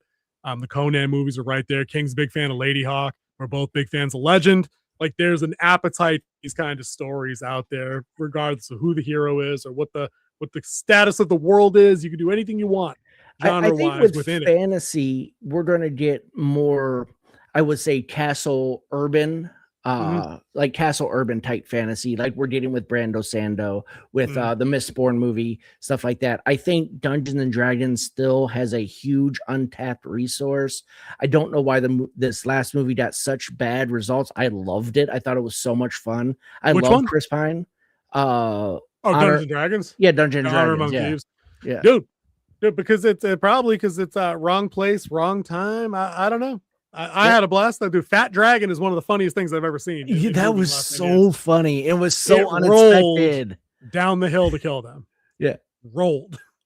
That's funny. I think what Matt Mercer's doing over there with Critical Role with that whole bunch, they've really brought a lot of attention to Final Fantasy. So I think they might have tapped it just a little bit too early.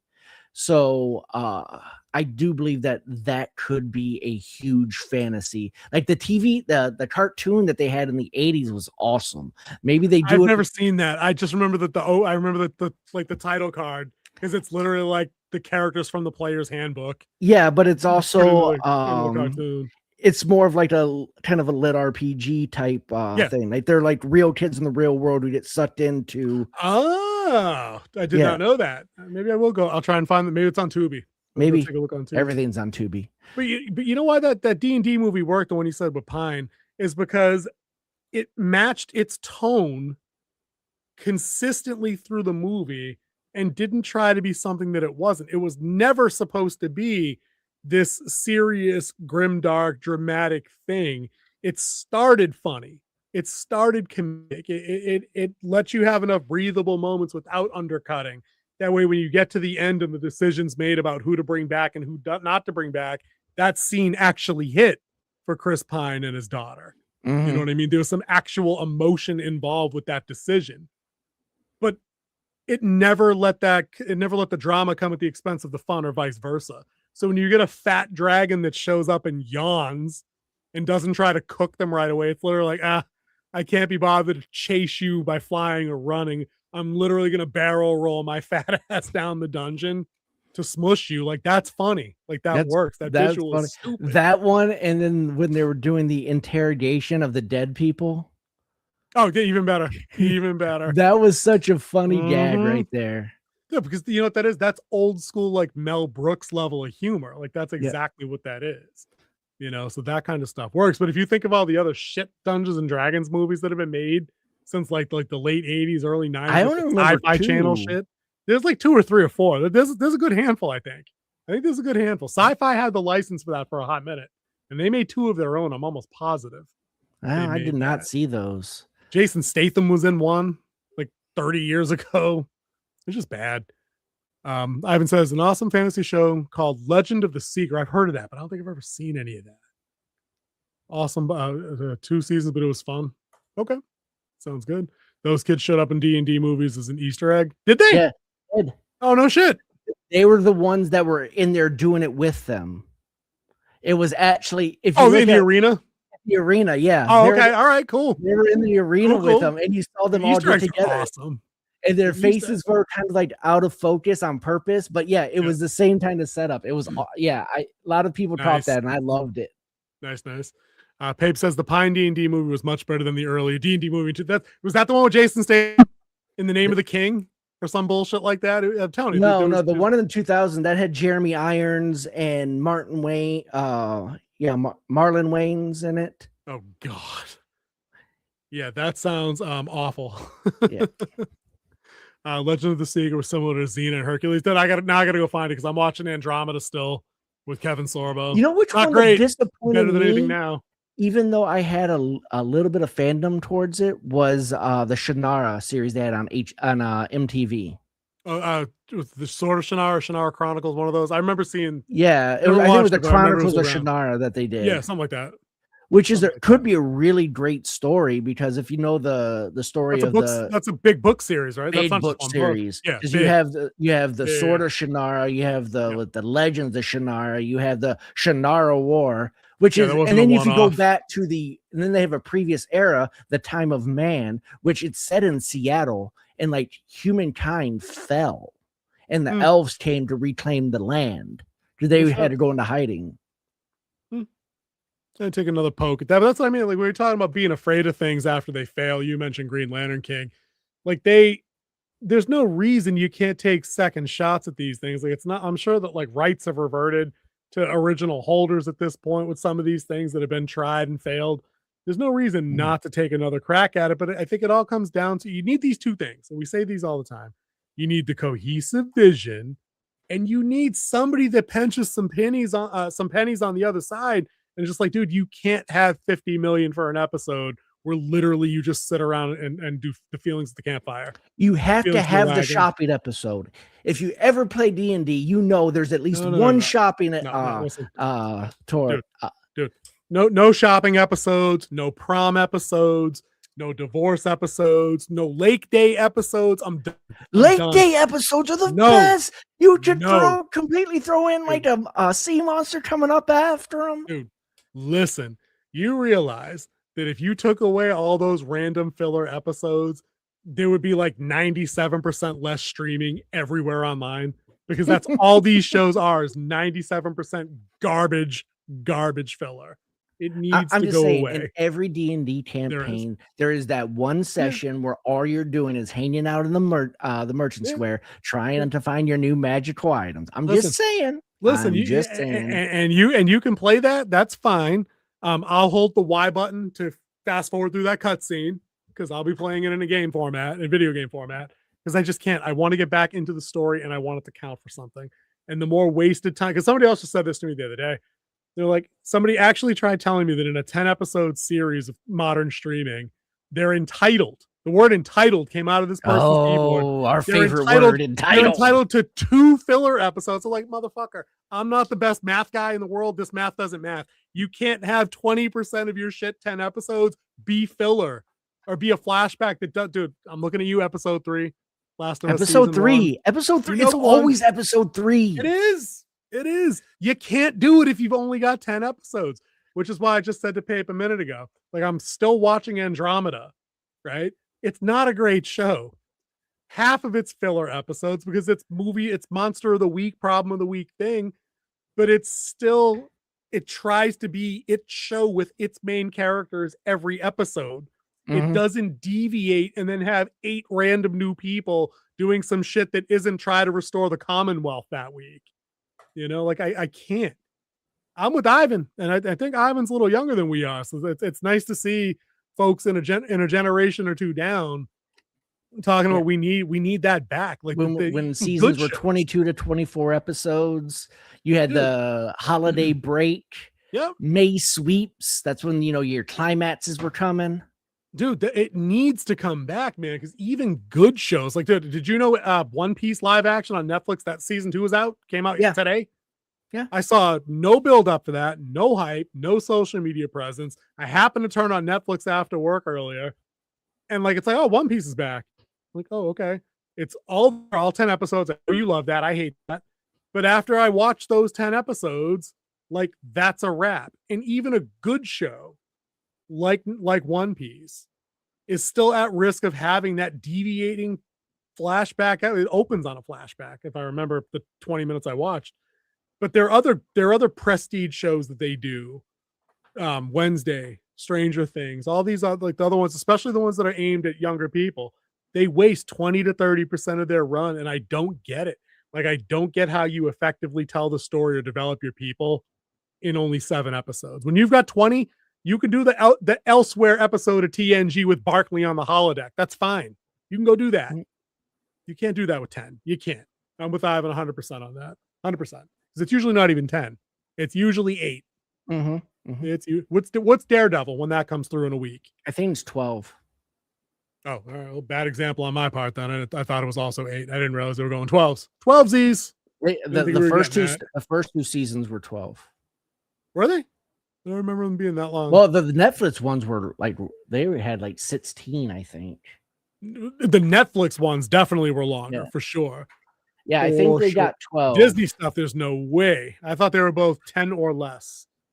But that's even still, that's not a lot. But then you always got to balance that with the other typical complaints that we all always have. Do I really need 5 or 6 more episodes of garbage? Oh, it was 9 episodes. I'm sorry. I think they were planning 18, and due to everything, then them realizing what they shot was garbage, and them going back to the drawing board had to cut it back in half. I'm pretty sure that's how that went down. Yeah, I remember it was supposed to be 18. Dude, I was so hyped for 18 episodes. Because it would have felt old school. It would have felt like, hey, they've got a long form story that they're going to tell over a couple of months, 3 months, whatever, 4 months. And then along the way, you will get the problem of the week. The X-Files did this classically for like 5 or 6 seasons until, things got a little long in the tooth and they brought in the new agents and all that other shit. Not every episode on the Files was about the alien cover-up, the alien conspiracy. They had a bunch of banger episode cases of the week that are some of the best episodes of the show, while still in the wrap-up moments of each episode would have a little commentary on how Mulder's relationship is developing with Scully, how the conspiracy at the FBI was developing and how it had always been there, how those other figures were involved. But not everything needed to be focused on my sister got abducted when I was 9. Like that wasn't the point of the show. So, season 2 of Born Again is 8 episodes. Oof. I mean, but is that good or bad? I don't know. Is that where we need them to be because the writing quality is subpar or not? Or they didn't want filler episodes and just tell the story. Well, and that's the gamble. I mean, I guess that's the ultimate wait and see that we're up against here. Because I think we're going in cautiously optimistic, but neither of us was blown away by what we saw with season 1, if I remember correctly. I don't think you were very enamored with it down the stretch because you hated the Muse part. Like that was one of your big X's on that show, right? So wasted the Muse. Yeah. But I don't think they need a full hour. What I think they need is the consistent time. I don't need an episode that's an hour and 20 minutes, and the next episode being 35 minutes, and the next episode being 15 minutes, and then the next episode being 48 minutes. No, that's not what I need. I need consistent time hacks. If 100%. If you fluctuate within, I say about 5 minutes. So if you have a 38, then a 43, and then a 33, and then if they're within 5 minutes, plus or minus, I think it's really good. If you have to fluctuate so much, and then the other thing is, if you have a title character, your title character needs to be in more than the first 5 minutes of the show. I've hit that one many times over and over again. If you listen to the show, so if you know what I'm talking about, you know what I'm talking about. Mm-hmm. Yep, he just said that. Yeah. Is 8 episodes. I just saw it on IMDb here. And the other good news is tomorrow filming for season 3 Daredevil starts.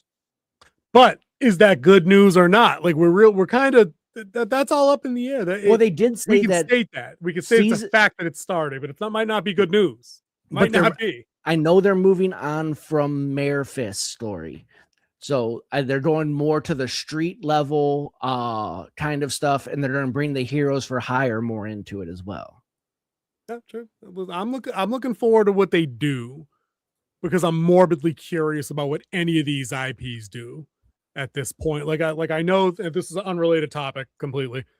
Like lots of videos have been made over the last week about there's no Kurtzman Trek in development at this point for the first time in 10 years. They're like Starfleet Academy season 2, which they bought up front before anybody gets their panties twisted that it was so good it got a season 2. Like, no, they front loaded just like Rings of Power. Like that's not a mark of confidence or anything like that. That they built the sets. This is what they're going to squeeze out of it. But there's nothing in development. All right, so it's like they're taking a nice little break with that right there. Yeah, which is always nice to see because we say that a lot on this show. Like things sometimes need to have just some time in between. Let these things go away for a bit. Let people miss the idea of them. Then you bring them back and see what you can do. Pape says minimum 18 episodes, episode length around 45. Dude, I think, King, if you've got IMDb open, does that have the runtime for various episodes of things, or do you just see the episode title? Let me go back to Daredevil. If you're on there and it has it, look up Night of the Seven Kingdoms for me. All right, hold on. Clue us into the runtime. I just finished that the other day. It's only 6 episodes. They're about half as long as a typical episode of Game of Thrones, but I feel like they were consistently around that 35 to 37 minute mark that you just mentioned, being within a few minutes of each other. And I think that counts for a lot. Like when people are vesting into a show, they expect a consistent experience. It's like going to your favorite restaurant. You expect the chicken parm to be good. You know what I mean? You don't expect that one day you go in and they give you half a chicken breast, and the next day you go in, it's 2.5 and there's no red sauce on it. Like, no. Keep it the same. Keep it consistent. That's what people are expecting from you. You got any numbers over there? Their wiki doesn't have it. IMDb doesn't have it. Do you have HBO Max? Like on the computer? You just go right in there and just check the runtimes. Here we go. Reddit has it. Here we go. You'll see the point. King will get them numbers. I compare chicken parm to anything I haven't got. How much time you got? 42, 33, 31, 34, 37, 31. Oh, okay. So a little bit outside that standard zone. Outside of that first episode, though, that's all pretty close for the most part. I already mentioned the chicken parm thing. But that's how I feel about it. So like you have an expectation of what you're buying. Yes. You know, and like King said, like the only exception, and I'm not going to speak for you. I'll let you have your take on that. The only exception to that time rule for me is when they do like an extended first episode. Like if the first episode of Daredevil season 2 is an hour and 15, fine. You wanted to get a final episode that runs like an hour and a half. Yep. Like Stranger Things did that. It was a terrible last episode, but you make the allowance because it's either you got to front load some info, some setup, you know what I mean? Or it really has earned an ending that you don't want to rush, like you were just talking about with Stormlight Archives. Like you don't want to burn through character threads, plot threads that people cared about to just be like, okay, we checked that off. Good, we're done. Oh, we're done. Oh, we're done. We're done. Like we got to just get everything it's due. No, and I don't think Brandon Sanderson, I think the deal he signed has him really heavy and creative, and he would not let that happen to his stuff. Dude, I'd love to get the dollar amount on that contract. Like, dude's been holding out on that for what, 2 decades? Maybe 3? Well, I mean, he sold the rights like 2 or 3 times, and then he received them right back. Right, but because those deals are only good, I think, for like 2 years. Like a typical like. It depends on the contract, really. I mean, you can always opt for longer, but like the minimum, I think that ever really is like if you option a screenplay today, but I think it's a minimum, like an industry minimum is typically like a year. I think it's 2 years from what I've been hearing. Well, like, imagine selling it 3 times and it not getting made. Like you still sold the rights 3 times, so you still got paid. You know what I mean? For somebody to hang on to them and just kick it around and see if they could get anybody attached to it to do anything. It's weird to me that they bought something as prolific as that, and then just didn't have him do it. Him do it. Why are you trying to outsource this shit? Let the man that wrote the source do it. There's a reason HBO bought the rights from George and then said, hey, dude, we need you to come on the show and tell us some shit so we can get going. Then you can go fuck off and do Fire and Blood. You know, you can fuck off and do A Night of the Seven Kingdoms and the other Wild Cards, I think is his other related thing. I don't know. It's too much side shit. Finish the book, George. Finish the book. Oh, you know that's never coming. Years. You know that's never happening. Never happening. But we're not here to tell George what to do. You know what is happening in June, or is it July? We got another Spider-Man movie coming, and I believe there were some plot leaks, which I am going to call. I'm going to throw a flag on the play. Oh, I read the article. I read 6 different articles on the plot being leaked. They didn't leak jack or crap. Walk me through this, because I did not watch any of the videos because I wanted to run into this completely unaware. Okay, no plot leaks at all. Nothing. Here we go.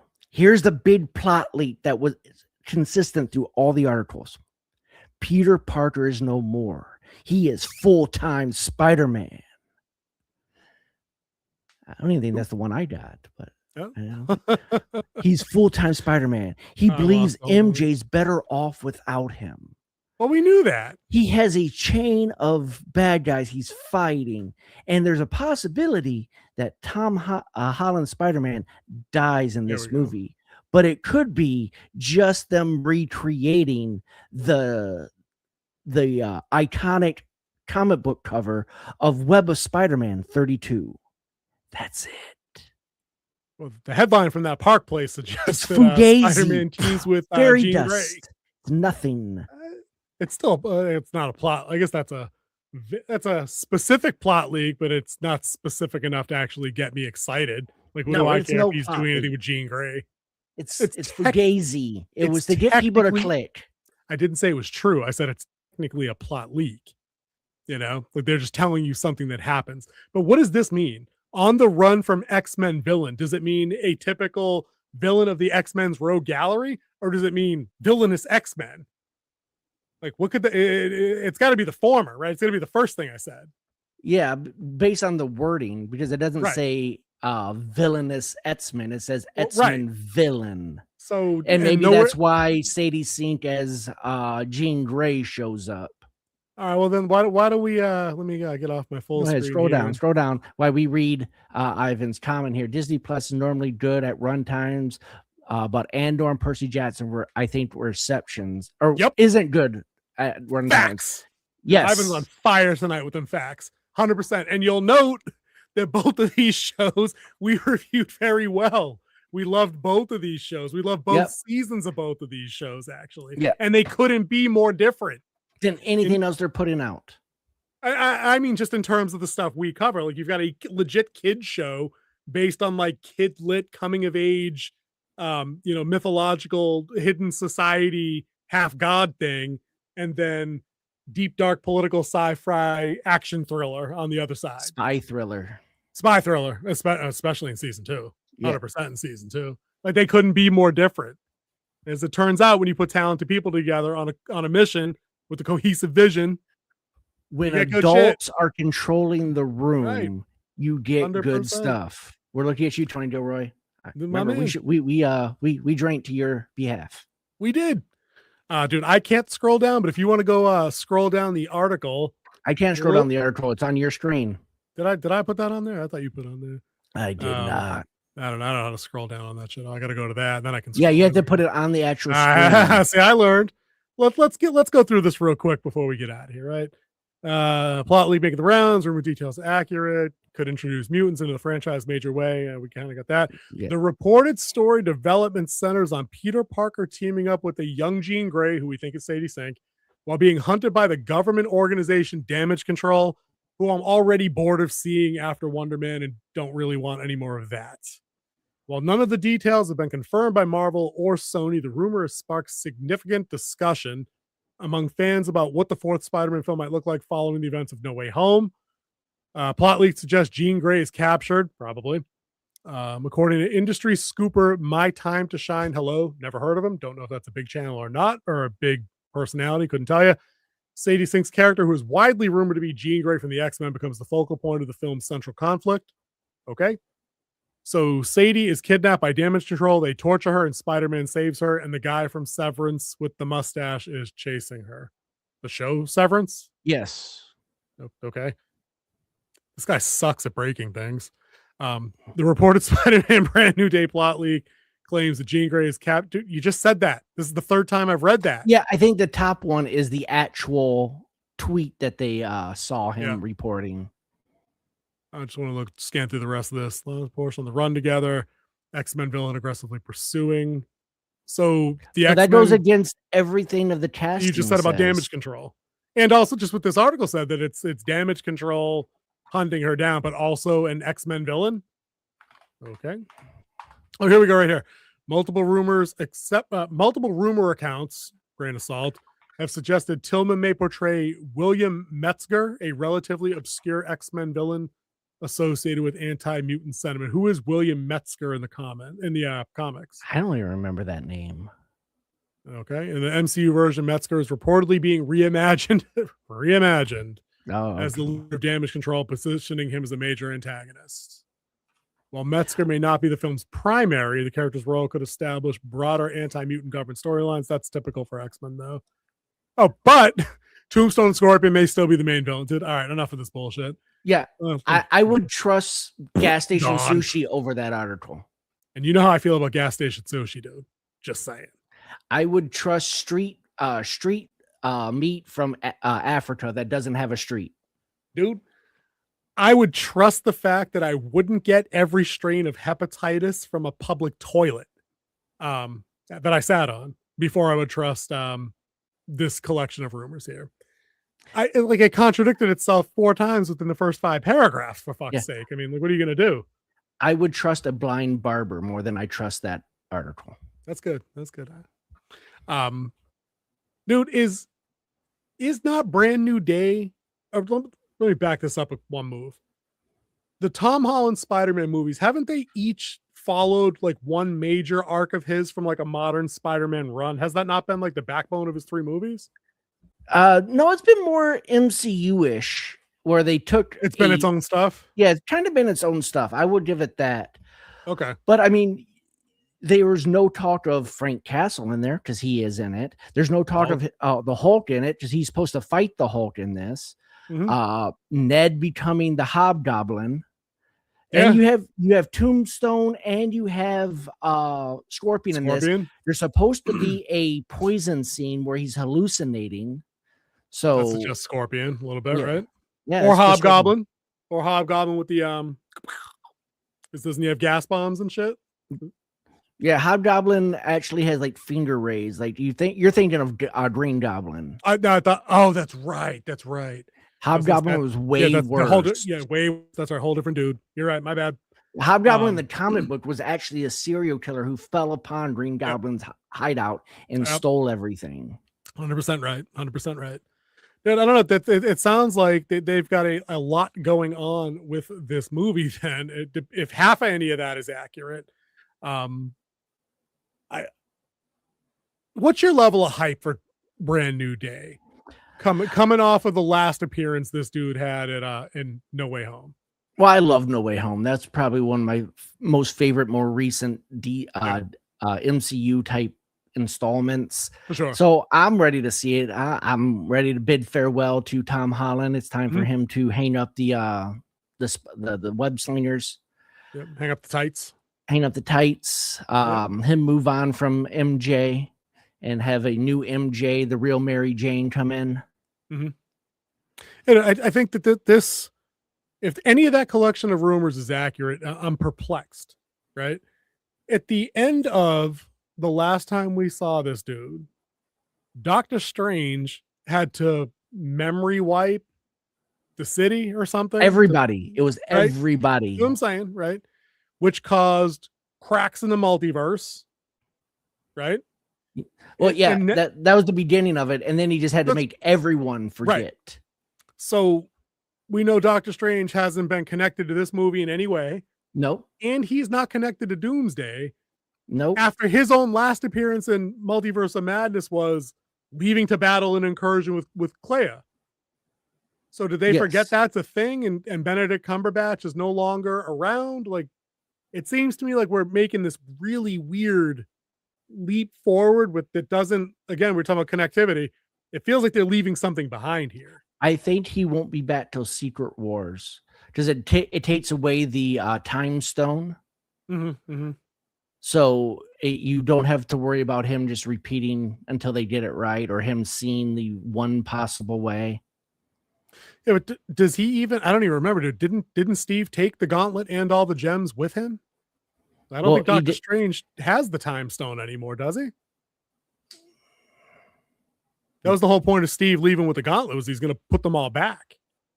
But he would get it back. Oh, yeah, because it would have been back at Comertage. That's why it would have been returned to its the original Comertage, and then they had it. That was past Thanos that they killed, because present Thanos they killed earlier, cutting his head off. So that was past Thanos that came. Their original places, so the stone would have eventually come to him from the and it was never destroyed. Right. True. All right, well, it makes sense. That does take a powerful item off the table for them to have to contend with. Dude, I'm still hyped. It's a Spidey movie, dude. Like I said, I thought the first half of the movie dragged a little bit, but everything after the three of them got together and Aunt May died, I thought that was like high octane, like Spidey goodness. Like they even reenacted the meme, the pointing meme. Like I could fucking laugh hysterically at that for like 10 minutes. That was a lot of fun. I think that was a good twist with Aunt May saying the line this time instead of Uncle Ben. I wasn't a big fan of that because that implies that Uncle Ben had nothing. Like he had no resonance. He was just never around. What if there was no Uncle Ben in this universe? I don't like it. It feels Elseworlds to me. I don't like that. It's the canon point in the Spider-Verse. Like there's just some shit that shouldn't be undone. Like it shouldn't be Bruce Wayne died in the alley and his dad is Batman. It shouldn't be his mom. You don't like Flashpoint? That is an awesome storyline. I don't like inverses of things that I already liked for the most part. It's just annoying. It's supposed to hammer home two different points. Yeah. You have the killing joke point of the Joker on anyone on a bad day to become the Joker, and that's how Martha becomes the Joker. Little bump. And it also, you change one little thing, and what else do you impact? That's the butterfly effect. Yeah, I get that. I get that. It's just like I said, if you love version A of something so much on a mechanically on like a foundational level, it's why I hated the change of Superman's parents in this movie last year. Sorry, I refuse to believe Superman's Kryptonian parents are fascist. I just nope. Sorry. Yeah, that one's wrong. But I do like him making the choice to be different. I do like that. In light of that change, he chose to adopt the Kent's worldview, which was good, which saved it to a point. But the notion that they were going to toy with that is nope. I don't like that. See, don't like it. The reason why I enjoy it is there's this book that I have, back here in the cave. You can see. I see that. Yeah, it's called The What Ifs of Military History. And a whole bunch of historians got together with a bunch of war people, and they found key points in battles or in people's lives that if one thing changed, what would it? How much would it change? One of them was like Alexander the Great almost died in a second battle if it wasn't for a well-timed spear. He was down on the ground with an axe coming for his head with no way to deflect it, and a spear took the axeman out. Yeah. A well-timed spear. Yeah, for sure. It's like, what if D-Day happened like a day before and the weather destroyed the Allied invasion force or whatever it was? Like, that would have been a whole different outcome. The one that they did for World War II was, instead of Germany going after Russia, going south into Turkey and taking the oil fields, and then be able to have that oil pushing back. That actually comes up in a couple of the Battlefield franchise games where they do war scenarios. Built into like the lore of the game. Yeah, there's a whole bunch of it. I think they have 3 different books now, the What Ifs of Military History. So having that type of mentality and just brainstorming on what if this happened? What if this happened? It's an interesting thought experiment, but in terms of the fiction I want to read, I don't.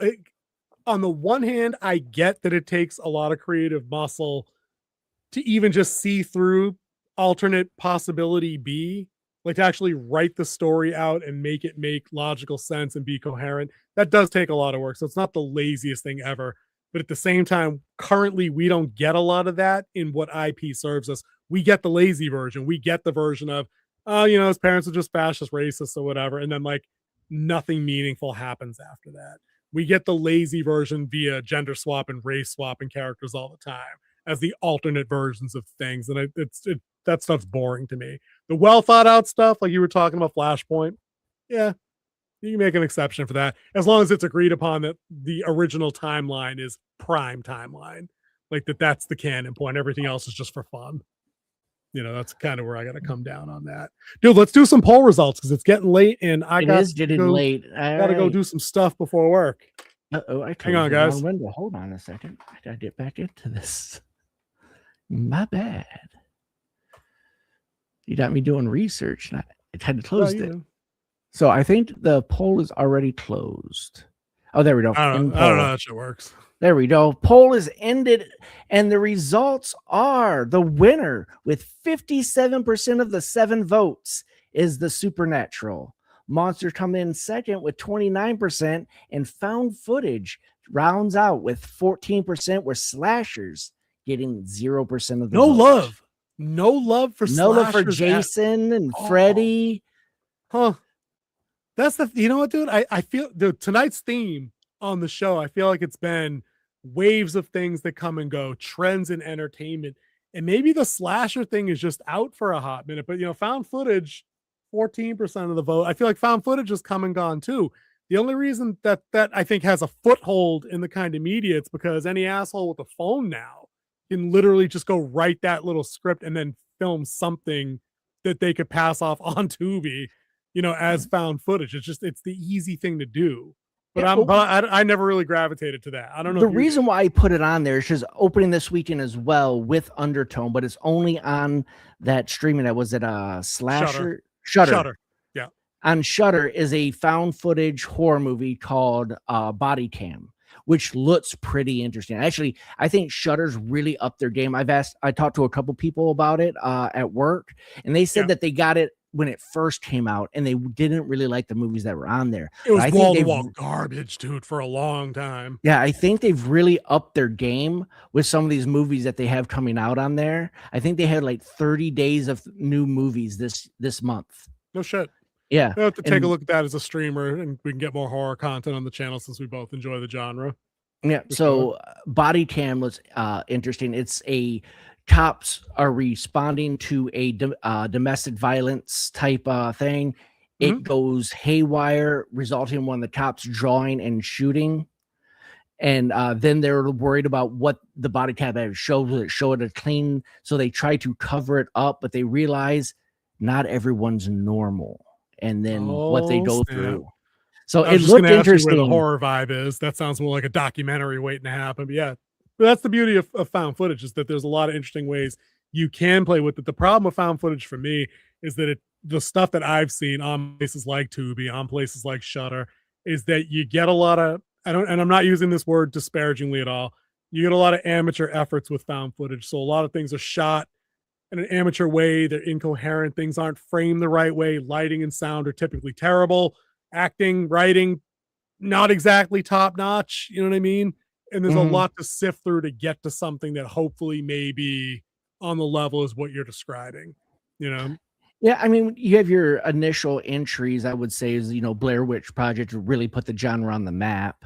Oh, 100%. 100%. And then you had the big budget one with Cloverleaf, which had the camera that survived a nuclear attack. Don't even know how. Yep. I want that camera. I want that Paranormal Activity was a thing. Yeah. Right after Paranormal that. Activity. Where it was like 30 minutes of watching. It's like an hour of watching people live and like 30 minutes of little spooky things happening. It's not even 30 minutes. It's like 7 minutes. I've seen until the very end when you see someone come flying back at the camera. You get 40 seconds of something happen every 16 minutes for the first 80 minutes. And then it's 7 minutes of what the fuck's going on? And people, like you said, just lurching at the screen all like demonic and shit.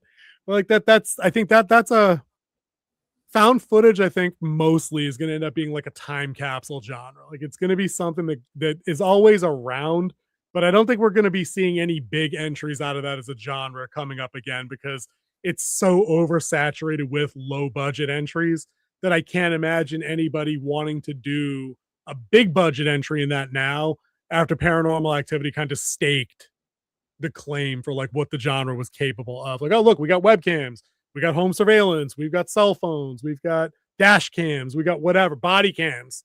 Now, you know, on this next thing coming up, there's really not a lot of other shit that I think people want to buy into right now for that. But I'm glad Supernatural got the love there with that one out. I am surprised the Zero the Slasher. I almost went that way, but then I said, I can't remember the last good new slasher thing we've seen. Like there's really nothing current, like even Art the Clown falls more into Supernatural at this point, because they've built out the lore and kind of the world building of like, there's angels and demons there. There's all kinds of weird shit going on in that bloody mess. Yeah. So yeah. And when was the last good monster movie we had either? Like refresh my memory. Depends on what you anything not human. Anything not human, but a naturally occurring creature. Otherwise, it's supernatural, right? Like a werewolf is supernatural. It's not, or is that a monster? Like what is? I would consider that a monster.